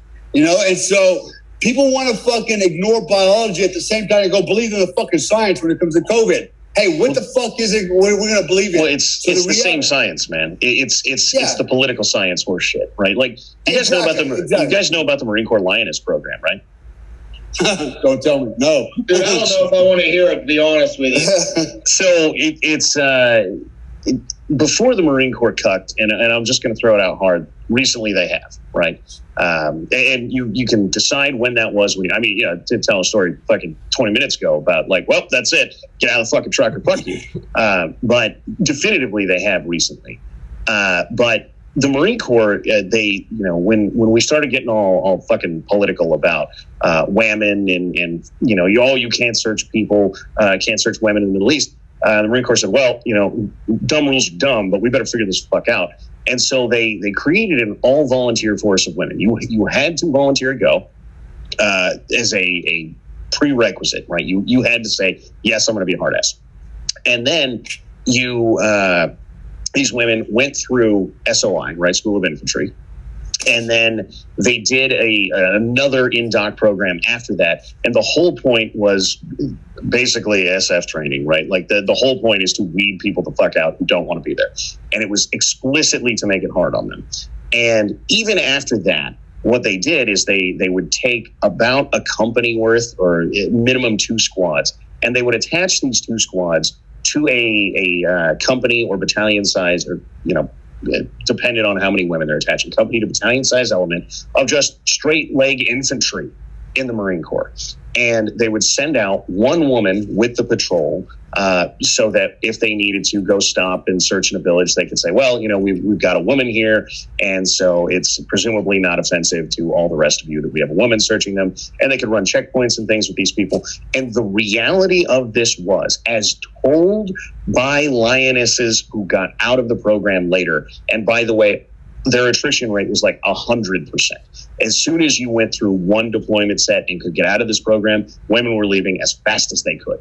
And the reality was, according to them, look, there's a platoon of us and a battalion of grunts. So the grunts would get up in the morning and, they're up at 04 and they're on a patrol by 05. And they're out there, one of us is out there with them and they're out there patrolling 15, 20 clicks, right? And one of us goes with them for 1 patrol. We get back. They eat something. We get a different lioness to go with them. They go out for 1 patrol. And most of us, the reason we did it this way is we were so broke off after 1 day of what they were doing that we needed 2 to 3 days to recover. And they were on those patrols every fucking day.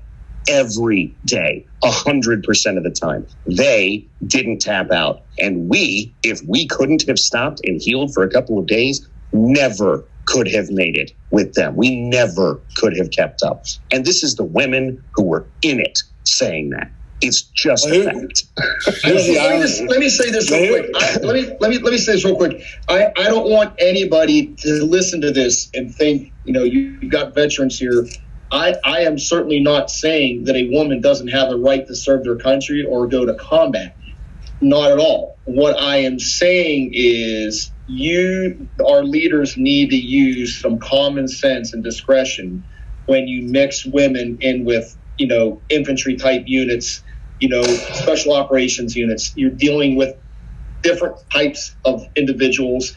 And the farther up that chain you go, their ideologies and it becomes even more and more stringent. And it's kind of like, in my opinion, trying to mix oil with vinegar, and it's only going to mix so much. And I personally have never gone to combat with a woman. I mean, we had, where Dale and I came from, yeah, there were women doing specific jobs, but they weren't in the stack, or they weren't going out on combat operations. Yeah.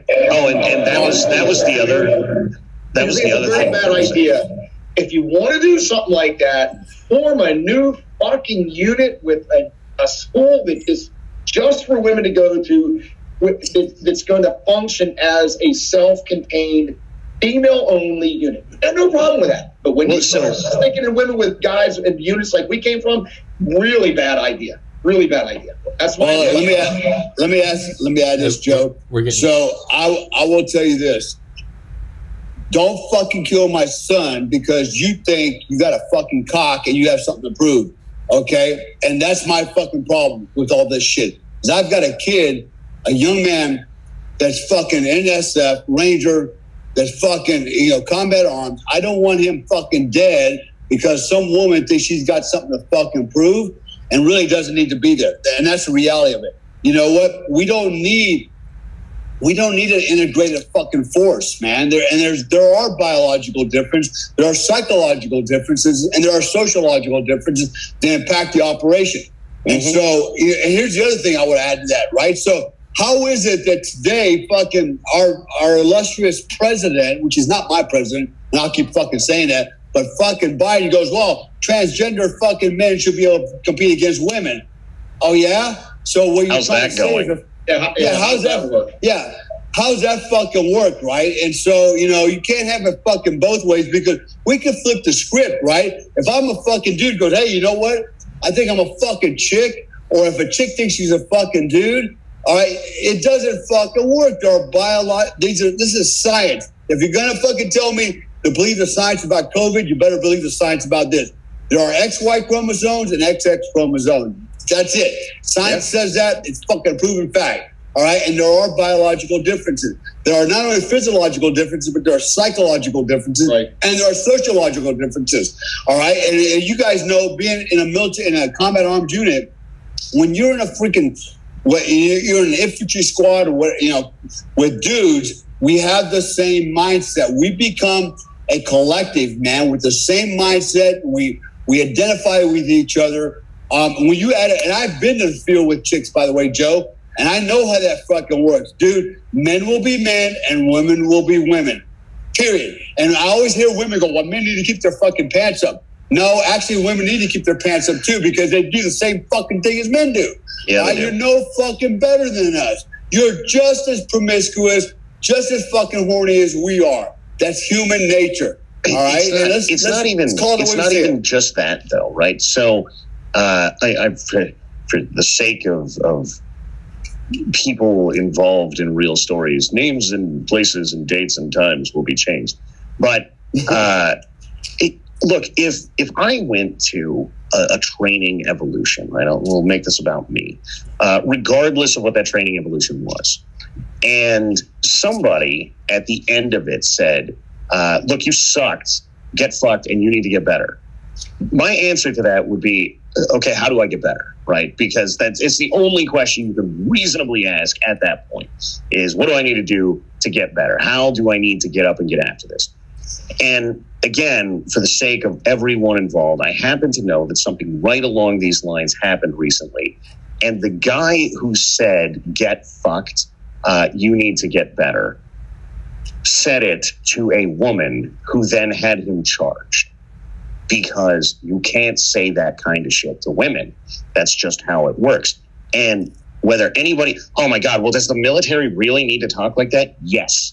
Let me throw it out hard. Yes. If you're a pussy in the military and you break when someone hands you some mean-sounding criticism, the last person on planet Earth I want holding a rifle next to me is you. And I don't care if you're a man or a woman. That is unisex advice right there. If you cuck like a little bitch the moment that someone says mean words to you, what do you think Haji is going to do? What do you think black pajamas wearing guy from third world country everywhere is going to do? They're going to fucking kill you. Right. It's true. And it's so funny because I have a lot of friends like Dale that are still in SF, and I've got one friend in particular. I'm not going to mention his name, but he's an 06 and very smart guy. He was actually enlisted when I knew him, but he's climbed the ranks and very, very smart guy. And his opinion is the same thing. It's a disaster waiting to happen. I guess my question is this, and again, for those of you who are watching it, please don't get your panties in a wad. Take a deep breath with what I'm about to say. Take off your hat, put on, okay, let me think about this hat. Why would, and I don't know what the percentages are, but why would a woman want to serve in a unit that's 100% men? Well, like that would be like me saying, I'm going to go serve in this unit that's 100% women. I can't quite put and maybe somebody could explain it to me. I can't put those two together. Like, why would you do that? I understand you want to serve and maybe do something interesting and be in an elite unit. I get it. Okay, I get all that. But how do you actually think you're going to fit in when you've got 10,000 men and 2 women? Like, I don't know the psychology of that. I don't understand the psychology of it.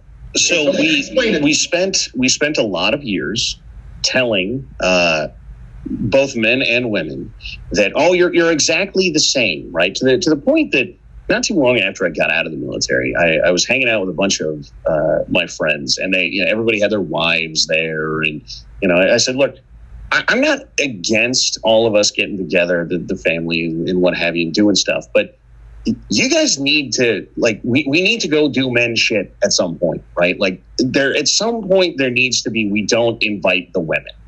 And they were like, well, why? What's the big deal? And I was like, how about all of you just indulge me for one fucking day, right? Like, some Saturday, what we're going to do is we're going to get all the guys together, and I don't even care what we do, right? We can sit around, pick nose, stick your thumb in your ass, whatever you want to do. But there will be no women. And ideally, there will be no children. Right. So, if your kid is, I don't know, 25 or whatever, then maybe we could talk. But for a moment here, we are all going to get together as men and just hang out and do some shit. And they were like, okay, well, I guess we could arrange that, right? Because they live in this world where men and women are exactly the same. And after the first time we did this, they were like, holy shit, man. It was like you could just say whatever you want. Nobody gave a fuck. You could just be dudes. It was great. And I was like, yeah, because that's how this works, right? If I walk into a room full of dudes and go, what's up, faggots? Nobody cries. Nobody. Except for the faggot. And then he's no longer your friend. Exactly. Right. And Don, the reverse replies to that too. I think women should do the same thing. Women should go and leave the guys at home. Like, hey, you're a guy. Sit your ass at home, and we're gonna go do women shit. Yeah. And I have no problem with that.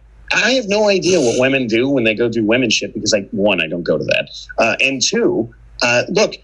I don't know what happens there, but I do know that at the same time, I was telling the wife the same sort of shit. Is like, go find women to do women shit, and they all came back. And we're like, as nice as it is to have all of you guys that do stuff for us around, we really got to go talk about women shit. Yeah. And you want to hear about it? And I went, no, I don't want to fucking hear about women shit. No. All right. Look, I'm sure your knitting circle crap or whatever you were doing is truly amazing to you, but I don't want to know what it is. I don't know what it is. I'm not going to know what it is. And if you explain it, I'm going to fall the fuck asleep because it's probably going to bore me to tears. So no, let's not do that. Let's pretend for a moment like all the women getting together and all the men getting together and doing that at separate fucking times. Or, even if it's the same day, all right, all the wives go out together and all the husbands go out together.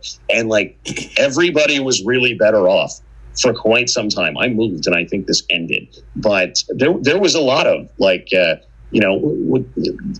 simply bitching about your spouse while your spouse is there is not a thing that happens, right? But guess what? There was a pressure release valve for everybody. Mm-hmm. There was fucking all kinds of fucking good shit came out of this. And it's like it doesn't matter, right? It's like all of these people don't fucking get it. And for those of you who know, or invariably a part of that sort of thing, I know a few of you do, but there are some that even though I know that I managed to force them into this, came back later and well, everybody's still the same. And I was like, bitch, that's not true. Yeah. We've all been trained to believe that we're all the same, right? Over all the years, going all the way back to Dr. Spock, right? We're all equal, right? Which we know is bullshit. We're not all equal, and that's the reality of it. Nobody wants to hear that or believe that, right? Because that hurts their fucking feelings. The reality is I am fucking not, I'm not some other guy I would like to be. I am who I am. I'm doing the best I can with what I got. I can't be a fucking astronaut. Even right now, if I want to be, I can't be an astronaut. It's just never gonna fucking happen. I can't be a woman. I cannot fucking win the Miss World pageant, whatever. I don't know. That mustache might win it. I know it might, right? So there are realities, but there are realities that we have to live with. But the society we live in wants us to believe that we're all fucking equal, and not only now it was equal opportunities, now it's equal outcome, right? And so that's the sad part about it. We cannot all be equal, and we cannot all have the equal outcome, because if we did, we'd all be fucking, we'd all be mega rich, right? That's the reality, but we can't. Mm-hmm. That's the world we live in, and so we've been brainwashed into thinking that we all have to be, we have a certain equal opportunity, equal outcome. We're all the same. We should be able to do all things, but nobody wants to account for the realities of life, And I go back to I'll default back to the combat mindset, right? These people are saying that women should be allowed to be in combat armed, but should be allowed the opportunity, have no fucking idea what they're signing up for. That's the last place I think any of us would like to see a woman is in combat, right? And so, because we understand the horrors of it behind it, and it's like, man, listen. I don't have PTSD, right? I sleep good at night. I don't care how many guys I fucking let the air out of. I don't care, because they were bad guys. Okay, and I sleep good at night knowing I got rid of some fucking vermin on this planet. But what does bother me is that I fucking had to watch women and fucking children fucking cry and fucking die because of shit like this, because of war. And that's what fucking keeps me up at night. That's what's fucking brought me to the psychologist. That's what's fucking giving me severe PTSD. And so, you know what? The last thing I want is anybody's fucking daughters or wives to go through the same shit, or sons for that fucking matter, But at the end of the day, that's a shtick that I don't think people fucking understand at all, right? Because you hear all this absolute bullshit in the media about, like, oh my God, did you have to do terrible things? Like, define terrible things, because I don't think we have the same definition here. Like, did I turn a guy who was one of the worst people on planet Earth into fucking pink mist? Yes. I'm cool with that. Are you? Because I feel like this is a bigger problem for you than it is for me. But for all the guys that I know that died for bureaucratic horseshit, that bugs me, right? Yeah. For all the guys that I know that, for everybody who's like, oh man, everyone just dehumanizes all these people. Like, there's a little village right next to where we were at that it was generally full of good people. I'm sure there was some shithead in there, but it was generally a good little village, and they were good people, and they were trying to just live their lives. And I know for a fact that right after we rotated out and the guys that replaced us got there, they stopped looking after that little village, and some people there died because they weren't personally looking after the village. Does that bug me? Yeah, that bugs me. Right? Like, good people getting smoked for no good fucking reason sucks. But you made a good point, Don, a second ago about the question is, dehumanizing people. Well, the reality is, as a fucking soldier, you have to dehumanize people if you're gonna fucking do your job. Because when you start looking at fucking people that you're getting ready to shoot in the fucking face, like anything other than that, it gets in the fucking way. Right, and it might cost you your life and everybody else on your team's life. So there comes a point where that person that you're gonna fucking shoot is no longer a human. He becomes a fucking E-type silhouette, and you fucking drill him two in the body and one in the fucking head. Right, and so these are the nuances that the civilian population out there just doesn't fucking grasp. Right, I was in a situation a couple of years ago where I was a bodyguard for a very for millionaires, right? But bottom line is, I won't go into the details right now. It'll be in my next book. But anyways, I was surrounded by her all her cronies, everybody that's in her culture. They were all fucking super liberal. They all hated Trump. They thought I was like a lost puppy. You know, they never met a veteran before, and they all wanted to fucking pet me and fucking hold me and shit, you know. And they just had no idea about the military culture. And they just couldn't get their head around, why wouldn't you fucking allow transvestites and transsexuals and all these other people in the fucking military? And they just didn't get it. And I gave them an example of where we actually had a homosexual molest one of our guys one night after a party, and how that literally fucking made the entire unit for 30 days combat ineffective. Literally, we were having fist fights during the morning formation outside with everybody else over this shit, right? Yeah. And it was really, really bad. And so I explained to him, I was like, listen, you cannot change people that have grown up with a certain way of thinking. For example, people that grew up in a Judeo-Christian environment, they grow up and believing in, you know, red, white, and blue, John Wayne, the American way. And then all of a sudden you're telling them that, you know, they should overlook some guy giving them a blowjob in the middle of the night while they're asleep and they wake up.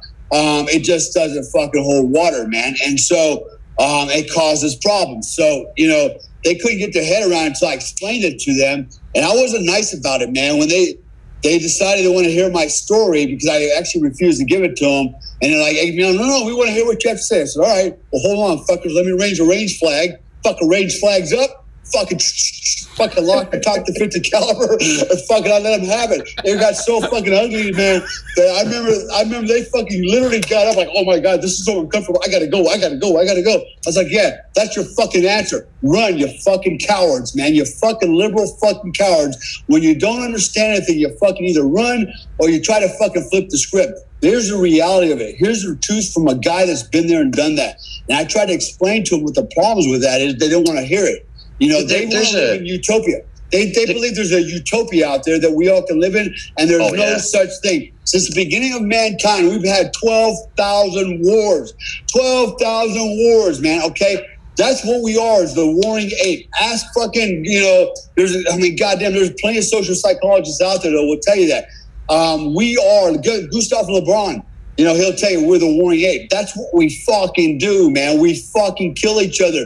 We fight over territory. We fight over women. We fight over fucking tribes. We fight over culture. We fight over fucking money. And that's fight over fighting. Exactly. That's what we do, man. That is the human condition. And when people can realize, okay, you know what? You're not going to change that. It's inherent. It's innate and within us. Okay? And there's no such thing as kumbaya, one world order, we're all going to get along. No, because you know why? Because somebody's in fucking power. And somebody is going to be submissive.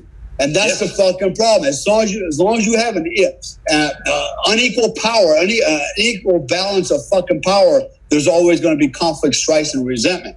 And that's the wild dream of these fucking people, is that we're suddenly going to get a balance of power somehow, right? And like, never going to happen. You know what's amazing is at the founding of the United States, the states got together and everybody was talking about whether or not we were going to make this one country. And somebody, and I forget who, said, well, look, if we don't, we're going to make war on each other. And somebody else answered with, well, why would the states make war on each other? And the answer was, because that's always what two different governmental powers who aren't linked together do. Always, forever. And that's the way it's going to work. Either we're going to be one country or we're going to make war on each other. That's what's going to happen. And it's just true. You know, we've known this for millennia, but somehow we've forgotten today. Well, no, it's not that we haven't forgotten. It's just that 95%, the dumb masses, the useful idiots, don't fucking know it. Why? Because they're not studying history. They're not fucking doing their due diligence. They listen to CNN and all the bullshit networks, and they fucking go along. They listen to the guy on the left and the right. You go, they know a bit more than I do. They go along with the fucking program. And that's the problem, man. It's always been a problem in history. You know, it's 5% of society that carries the other 95%. It's the 95% that eventually will weigh you fucking down and destroy everybody. That 5% can only hold it up for so long. And that's where we are now, man. We're in the same fucking place. And guess what? The manipulators, they're above us, man. They know that. They're the master manipulators. These fucking people like Pelosi, I mean, she's actually come out on fucking the news and said, you know, how do you freaking spin a story to win, you know, political favor? I mean, she actually admitted it. I'm like, you know, And she did that bold-faced because she knew 95% of the population wouldn't register. Like, hey, just go right over the fucking head. Yep. And she said it. She told you what she was going to do to you. And you fucking let it go over your fucking head. Yeah. You know, and that's where we are, man. Unfortunately, you know, there's a small group, a percentage of us that are going to be the victims of the mob, the dumb masses manipulated by those in fucking power. And we're fucked. We're the ones that are going to get persecuted. We're the ones that are going to fucking end up in the death camps. You know, I can go on all day long. But history is replete with fucking examples of this. And we're repeating it again and again and again because the dumb masses are allowing it. They're allowing it to happen. That's classic Solzhenitsyn right there. Is, you know, if people in the apartment buildings in Soviet Russia would have stood up to the Red Army when they were kicking down people's doors, even if they would have failed, it would have told the Red Army that there was a cost to going and taking these people and putting them in gulags. Even if that's all the reticence there was, even if that was all that was holding them back, is, you know what, I do have to be careful. I can't just go do whatever I want. Then the Soviet Union would have been much different. Then the gulags would have been much different. Then everything would have changed. But no one would stand up to them coming and booting in doors because those people are bad people, because those people are, you know, well, they shouldn't have thought whatever wrong thing they thought. They shouldn't have been doing whatever they were doing. And everyone passively sat by and let it happen. And he poses this idea that, like, even if it had been a real tiny minority of people, right, then it becomes, well, am I rushing the building that is full of a tiny minority of people or not? Mm-hmm. And if and you have to roll slower. You can't just go do whatever you want. And the reality here is that over and over and over again, people, once they get nice and comfortable, let this sort of shit happen. So, well, to your point, you know what? To your point, real quick, is here's what's going on right now. So they have basically convinced the public to turn on their fucking neighbors, reporting for not wearing a mask, reporting for having more 10 people over on Thanksgiving. You know, basically this is where we are. And that's how it starts. The government just doesn't come in fucking and bully people. What they do is they manipulate the public. Turn on your fucking brothers, turn on your fucking neighbors, report them for this, report them for that. And slowly the government comes in and starts fucking dealing with it. And that's how that happened with World War II and the Nazis and the Jews. It wasn't the Nazis just said, hey, we're gonna wage war against all the Jews and fucking round you up. No, they actually convinced the Germans that the Jews were bad and they needed to help fucking round these people up. That's how it started before the German army and the secret police came in and started fucking reinforcing this thing. And that's where we are today. The fact that we've got fucking, you know, Americans fucking ratting each other out because you're not wearing a fucking mask. Actually, I just saw something today where they had people at a gathering weren't wearing masks, and that was reported to some fucking federal agency, the police, and they're actually going to investigate and find out who wasn't wearing the mask. This is how the bullshit starts. And I'm telling you right now, the only way you fucking stop it is you go to guns now, man, because the only thing people respect is violence. At the end of the day, you know, the people are, and I hate all the pacifists who go, well, violence never solves nothing. The fuck it don't. Turns out violence solves a lot of shit. It solves a lot of shit, man. And when you know that somebody's going to fucking shoot back, you're going to fucking say, whoa, let me slow down a little bit, you know? And so, you know, the other reality is this. Most people just don't have the balls, the guts to fight for themselves. And I've seen that over and over where people would allow themselves to be killed rather than actually trying to fight back. It's like they try to negotiate themselves out of a situation that they know is imminent. They're gonna die. They try to negotiate their way out rather than trying to fight their way out. And that is actually the human condition. You know, I don't know if that's been bred out of us, if it's been, you know, trained into us, but that's the reality of it. And that goes back to the dumb masses, the useful idiots. I would say 95% of the population is, you know, and people, I'll fucking shoot you, you'd break into my house.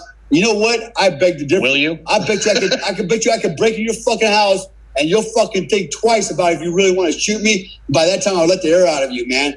That's the reality of the human condition. And so until that changes, all you're going to do is become the slave to those in power, to the manipulators on top. They know that. That's why they're there. Let me say a real quick story. Let me tell you something real. This has really nothing to do with anything, but this just goes to show how scared people are. I was in Food Line the other day, and when you go into Food Line where I live, they have a person there wiping the carts down and handing you a mask to put on. Straight up. And so I don't like these fucking masks. I didn't put it on. All right. So I'm going down an aisle, and a guy. Now I'm not a big guy, I'm not an imposing figure by any stretch of imagination. But anyway, this dude that kind of looked like Barney Rubble. Okay, so when I looked at him, he looked like Barney Rubble. He comes up to me and he says, "Where's your mask?" And I said, "I didn't put one on, sir." He says, "You either put one on or you leave," is what he said to me. No bullshit.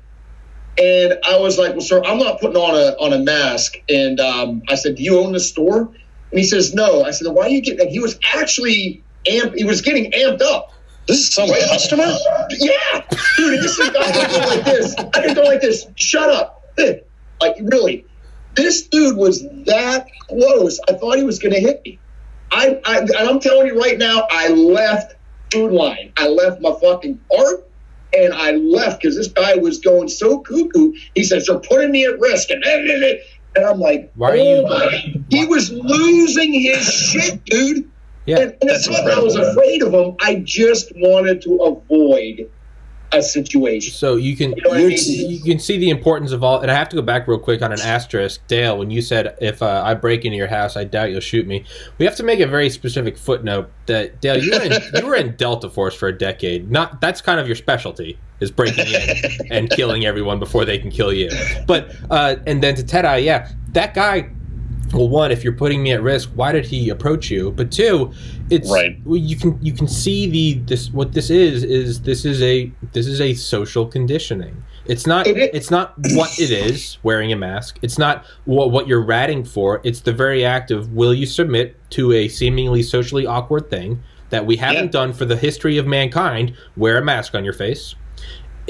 Under a year, can you turn it from okay, from a taboo to okay, some people will do it to okay, everyone will do it to anyone that doesn't do it is a black sheep, and they can. It doesn't matter what it is, whether it's a mask, whether it's a rainbow sticker on your right thumbnail. It doesn't matter what it is. What it is. I should have took my camera out. I was so befuddled. You should have shot him in the face. I'll be honest with you. And I should have just took out my camera. Like, what did you just say? And I'm not, like I said, I'm not trying to be a dick, but I left. I literally left my car. You should have coughed on him. You should have told him to get fucked. You should have been. You should have been a dick because you just gave him a victory, right? So this guy's going to go, "You're putting me at risk." No, actually, you put yourself at risk by leaving your fucking house and coming out here, right? So they want to absolve themselves of personal responsibility. At the end of the day, if you think there's a fucking risk, why would you fucking leave the fucking house? Right? Yeah. You expect everybody else to fucking go, hey, to protect your fucking ass? And so, I expect... Let me tell you why I left, too. There was a camera right there. And you know as well as I do, guys, the good guy gets fucked back. And I know that because I've been that person before where it broke off with no Vaseline. I wasn't about to happen again. You know what I'm saying? And so I left. I'm like, you know what? Live to fight another day. And this guy was losing his shit. I could see his posture, his facial expressions. Like he was. I'd have let him. Let him take the swing. Yeah, I'd let him lose his shit and take that fucking shot, dude. I'd have taken the shot. And they'll fucking bury him right there in the fucking Walmart, man. The point here was this. It blew me away that people are just so angry. Yeah. Like, there's so many angry. It's like everybody's taking angry pills right now. Angry. Angry. And it's a matter of time. It's a matter of time until this powder keg that we're sitting on, it's been fizzing for a year now, with that fucking short-ass fuse. It's just going to go poof, because something's going to happen somewhere, and that's going to be the catalyst. That'll be the catalyst. Here's my prediction, man. Here's my prediction, because not all humans are stupid, and there's enough of us out here that have fucking common sense. we're already reached the point of fucking, we're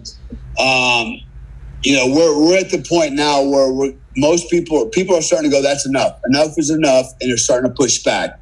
Okay, and I think what's going to happen is there's enough reasonable people out there to go, I'm not doing it no more, and you're going to see a rebellion, and it's not going to work out the way the fucking government wants or all the governments want. It's not going to happen. There's going to be enough people out to create enough resistance to push it back, and it's going to cause problems. And there's going to be, again, but it's not going to solve the problem. What's going to end up happening is there's going to be a compromise, somewhere a meeting in the middle, right? So we're never going to get back to the old normal. Okay, they keep talking about this new normal, right? Like it's like they're trying to brainwash everybody. It's the new normal, wearing a mask. And we're never going to get back to normal. We're going to have to kind of ratchet it down and find balance between this new normal to acquiesce to the fucking radicals on the left that think that wearing a mask for a disease at a 99.6% survivability rate is acceptable. And now a double mask on top of that, right? Yeah. And those of us that are going, hey, we want to fucking live, and we want to feed our families, and we want to fucking prosper, and we're done. So the days a year ago are gone. I don't think it's ever going to be the same, man. I think we're going to live in another fucking world. And here's what I tell my friends all the time, especially where I'm at in this part of the world, is like, look, man, there's never going to be normalcy again as we know it. The best thing you can do, because right now, the people that are profiting off of this are people in power and the rich people, the pharmaceutical companies, people that are doing fucking PCR testing. So all these, even the airlines now are starting to fucking profit, right? Because they're doing PCR testing at the airports. I can go on all day long. The people that are fucking profiting are above us, the government, and these fucking, the rich folks. The people that are suffering are the people in the middle class and the lower class that are losing their fucking businesses and going, fuck, what do I do now? Right? And are slowly becoming reliant on the government. And so what I tell my friends is you better fucking get smart and figure out how you're going to get to the top and make money off of this thing and survive. And if you want to do it with a conscience and you want to do it with integrity and you want to be moral about it, figure out a way that you can fucking push back against the government and the rich and help everybody else. I've got a plan in place already for doing that.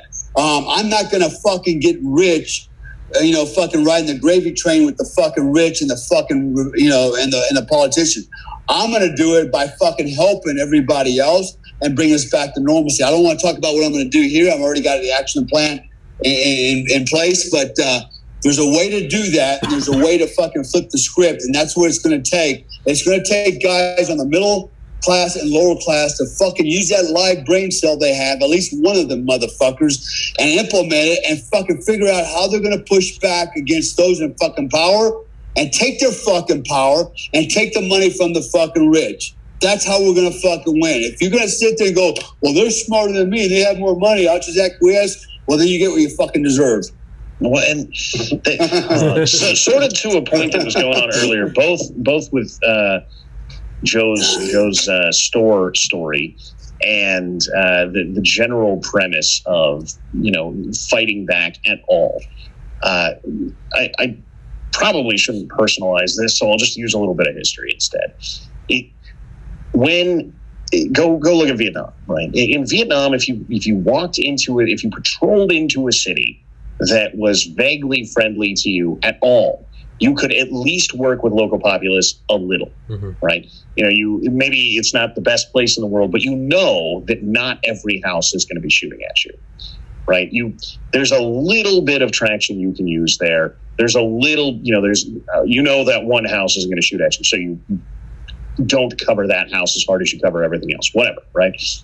The flip side of that is SOG, where when SOG went into Laos, everything was hostile. And the only way that SOG managed to live was having so ridiculously much air power that they could take down whole divisions of NVA, right? And that is the difference, is either the people who are going to do this are going to walk into a city where they know there's people they can work with, they know there's they'll get intel out of there, they'll all kinds of stuff, or they're going to need to be so massively kinetic that the country's over anyway. Let's be honest, right? You know, if you're dropping daisy cutters in the middle of major city number 2, that city is over, right? It's not there anymore. It's gone now. And I don't think they'd be willing to do it. Maybe I'm wrong, but I don't think so. And so what they need to do is foment this kind of, we can work with you. We can now do targeted operations against one guy, 2 guys, right? At most, one house full of people. Because if you walk into an entirely hostile city, an entirely hostile situation, you simply can't do that kind of shit. Like, okay, maybe you can fucking helo some people onto a rooftop and get there that way. But if the whole city starts shooting the helo, it's a very different situation than if you can just fly in there and be like, oh, well, people don't care, right? Like, I can just go do whatever I want. And it's going to need to be that way. And that's why it's so important to foment all this fear, create all this bullshit about, people being willing to go up to Joe and be like, you're putting me at risk, right? That guy's now an asset in that city. And there are millions of them in basically every major city. It gives you the capability to go in there and do things that you otherwise couldn't. And that's why it's such a big problem. But nobody, most people probably, if they knew that they were being used like that, would probably be pissed. But you can't get them to stop and think and go like, well, am I the asshole here? Am I the problem? Yeah. I mean, it's the idea.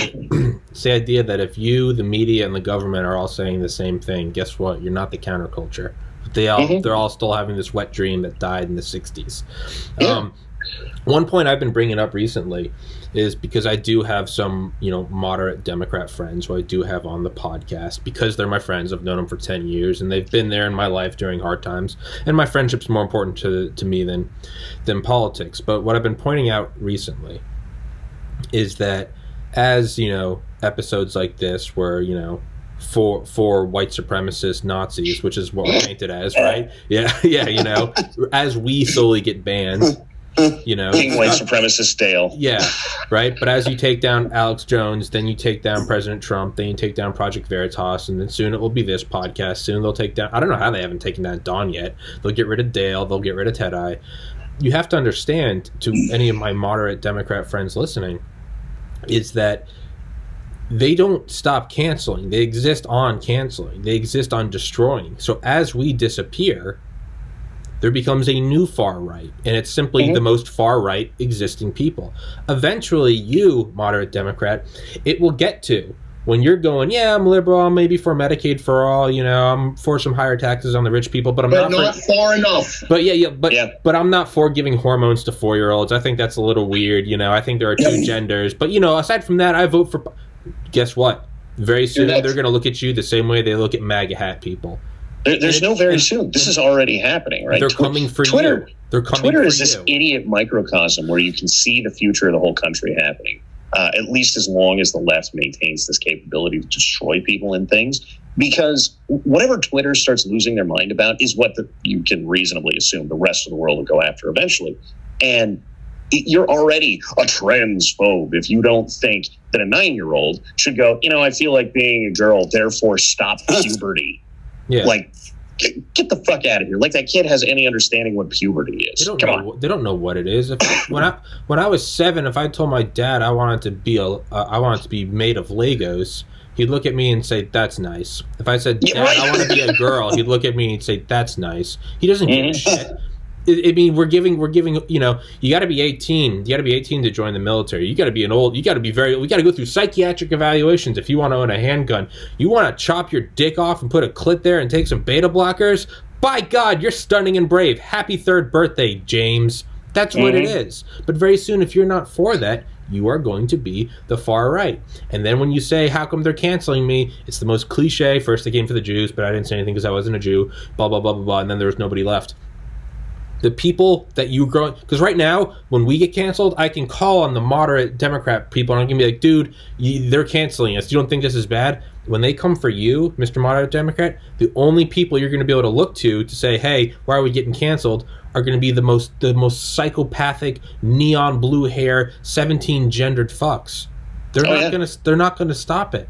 It's not going to stop. The canceling will continue and continue and continue, and that's why you can't start with anything. If Alex Jones want to talk about Sandy Hook being a false flag and interdimensional aliens raping Aztec sacrifices, go for it. Let him go. Not, hey, that's a fun trip. I'll listen to that every once in a while, but it will never stop, and that's the way it's slowly marching. It's just Tom, marching. I think that's a good segue out of this, and I have to bounce. Like I told, I at 12:30, I got another call. Yeah. I think we've been going for like 2 hours. Oh yeah, Jesus Christ, yeah, Jesus you're right. Christ. Yeah. But anyway, guys, that's an excellent segue. And for those watching, just remember, everybody's entitled to their opinion. Dale is, I am, Tom, Don. These are opinions, but our opinions are also based on facts, and we're not just pulling stuff out of the air. We are doing our homework, and we're listening to both sides, not just the right, left. We're listening. And like Dale says, if you have one brain cell, and I'll end on this, if you have one brain cell, you should be able to see what's going on. If you don't, then you have been indoctrinated somehow, somewhere, by someone not to think with clarity and with some basic common sense. I mean, I'm not the smartest tool in the toolbox, but I got some pretty much common sense. I don't have Dale's education, but even my dumb ass can see what the hell's going on here. So anyway, that's my 2 cents. I'm going to bounce. Tom, thanks again for having me on. Let's do it again for sure. Absolutely. Indeed. All right, my man. Well, Thanks, Don and Dale, do you guys want to wrap this shit up? Yeah, I'll just say, same thing with, Joe. The problem is in the world now is you're not entitled to an opinion. You're judged by an opinion, right? Which is sad. That's why I got banned off of Facebook, because I made the comment that I just thought Americans were dumb. And I got banned for 30 days for hate speech, right? And so, and actually I got banned for a week because I told a story about my dog dying. About my dog dying, and said it's harmful to others. And then I mentioned, and then I got banned again prior to that. So I've been banned like 4 times in 6 weeks. Last time for 30 days. And the other time was I told a story about me being quarantined in Indonesia, what happened to me. And I got banned for that. It's like, damn, I can't even tell a story about my experiences or my opinions without being scrutinized or being labeled as a racist, a misogynist. And you guys know I'm probably the least racist guy here. I've been married to black women, Hispanic women, Chinese women. My wife is Indonesian Muslim. I've got kids from all of them. I can go on all day long. I'm the last racist guy on the planet. I just call it the way I see it. Maybe you don't see it like I do, but that's my opinion. It's my perspective, and you shouldn't penalize me for that no more than I should penalize you for your perspective. What we should be doing is trying to meet in the middle, going, okay, what's going on here, and why do we see things differently? Let's get some clarity. But we're way beyond that, man. We're way beyond that, and we're way beyond that not because we're way beyond that because we've been manipulated by the powers to be to think differently, right? We've been divided up over the last year. We saw that, right? This Black Lives Matter movement, by the way, they've been just nominated for Nobel Peace Prize. Nobel Peace Prize. It's like, how does that work when they're a Marxist socialist organization and they admit it? And they're destroying people's lives. They're responsible between them and Antifa for killing over 30 people last year. How are they fucking peaceful, right? And it's always comes back down to, it's a psyops game, right? Psychological operations. If you can convince the other guys that what you're saying is true, even Hitler said it. If you repeat a lie enough times, people will actually believe it's true. And that's exactly where we're at, right? So, unfortunately, those of us that are actually telling the truth are seen as liars. All the liars that are lying are seen as, those that are speaking the truth. And so we've got a democracy. Yeah, we've got a paradox here, man. It's like, the script has been flipped on us. And so, if anybody, listen, tonight, I got a little revved up. I was dropping a lot of F-bombs. But I've gotten to the point in life where, at my age of almost 58, I don't give a fuck anymore. And, be honest with you, I've seen it all. I've done it all. I've experienced, pretty much all of it. and I'm smart enough, mature enough to see what I see, and I'm going to call it like the way I see it. You may not like it. You might think I'm an asshole. Well, go fuck yourself if that's what you think. And you go, and that's how it is. How it is. Because too many people in this world want to be politically correct and be nice and be sensitive. I'm not that fucking guy. I never have been. And most of us on the right are not that way, especially on the far right.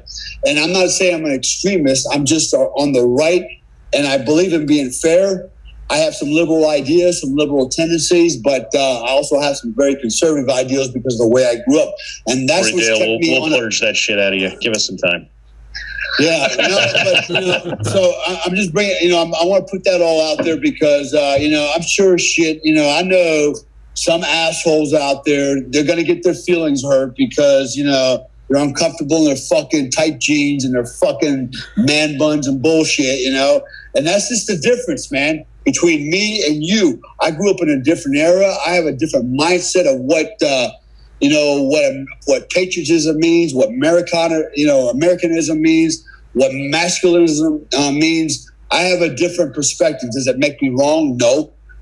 It's what got me to where I am today. And it's actually because of me and my peer group and my predecessors that brought America to a place where we were the most richest, powerful country in the world, where everybody wants to come. Don't forget that. Everybody still trying to cross the damn border to get there. If it were that bad, why does everybody want to be an American? So ask yourself that question. And it's because many of us have created this country that we can be proud of. And be honest with you, and I've said this and I'll say it again, I'm no longer proud of my country. I'm ashamed to be an American because of what I've seen in the last 10, 15 years. I shake my head. I'm like, fuck, I've actually considered denouncing my citizenship and just fucking walking away. And I feel betrayed. I feel very betrayed. I feel my family's been betrayed. And all the veterans in my family have been betrayed because we have fought so hard for these ideals that we call Americana, patriotism. And suddenly we're standing here going, fuck, the same ideals we fought against, we're now expected to defend. Socialism, communism. What a fucking kick in the balls. And you assholes that fucking voted for that shit, go fuck yourself. You deserve everything you get. So that's all I got to say about that. You can bleep all that out if you want, man. No, fuck that. Well, it's already live, so probably not. Oh, shit. Yeah, I'm keeping it. Fuck that. No, it's beautiful. No, I mean, it's so there was to piggyback, to sort of sum up so much of this discussion, when I enlisted, there was a little poster on the door of my enlistment office that said, Americans, something to the effect of, Americans can sleep soundly in their beds because rough men are willing to do violence on their behalf at night. Or sleep soundly in their beds at night because rough men are willing to do violence on their behalf. And as long as the enemy is off American shores, that remains true. And the problem is when they're on American shores, you better figure out how to be that rough man, because it's going to be us. It's not, when Pearl Harbor happened, look, at least they went after a bunch of guys who signed up to do that. When 9/11 happened, that's not what happened, right? And when your own government is the one doing it, they're not going to be going after the military, at least not after the very beginning, right? That 60-day sandown to find the extremists in the U.S. military, that should be the most terrifying thing you've ever heard in your fucking life, because that right there is the ideological conformity so that you can use that military to do terrible things to that citizenry. That's what they're doing. And don't get me wrong, they won't be as good as the guys that they got rid of. They never are. The extremists are the guys who are out there. The extremists are the guys who are out there actually getting it done. They're the guys who, the guy who thinks, yes, I'm willing to die for my country is kind of the guy you need to get hard shit done. Yeah. Right. And if what you do is get rid of that guy, they're not going to be as good, but there will be shit tons of them, and they will have lots of cool toys. And those cool toys will make up for a lot of them sucking at doing their job if they're dealing with people who won't fight back. Yeah. Yeah. That's right. You got to purge the whole thing. You got to find the dissenters. That's the thing. That's what they're doing right now. And you know what? If it doesn't scare everyone, then we deserve what's coming. Indeed. I will say, because I'm sure that there is going to be cut out things in a moment here. A bunch of you have donated money. I will stick around and answer questions in a minute here, even if nobody else does. No. So, all right. Well, hey, let's wrap this bitch up because I got another one in a little bit. So, Don, thank you, my friend. Dale, thank you for coming on. We'll resume with the American Badass volumes next week. And all right, my man. Cool. All right, Don, thank you for having us on your live stream. always good, guys. I really, some days these are the most cathartic things that I do in the fucking world. Hey, all Don's followers, please come subscribe. I haven't gotten a new subscriber since election day. I've plateaued. I mean, literally, not one. I know the feeling. What? At least you're not on the downstroke. Horizontal. Right? Horizontal. So at least YouTube is not overtly suppressing you, because I am down about 100 subscribers since election day. I am at zero. Wow. I'm at 0 new ones. Well, I probably just dropped to like 1,000. No, fuck that, Dale. You're what gets me people. You're what gets me subscribers. That's why you come on. Dude, it's gone. It's getting absurd. So, hey, Don subscribers, please come subscribe to me. And I'm not. Go visit Tommy. I'm not as pretty as Don. But nobody is. Well, Dale is. Dale, real quick, Dale, you need to enter the Miss Universe. You need to go.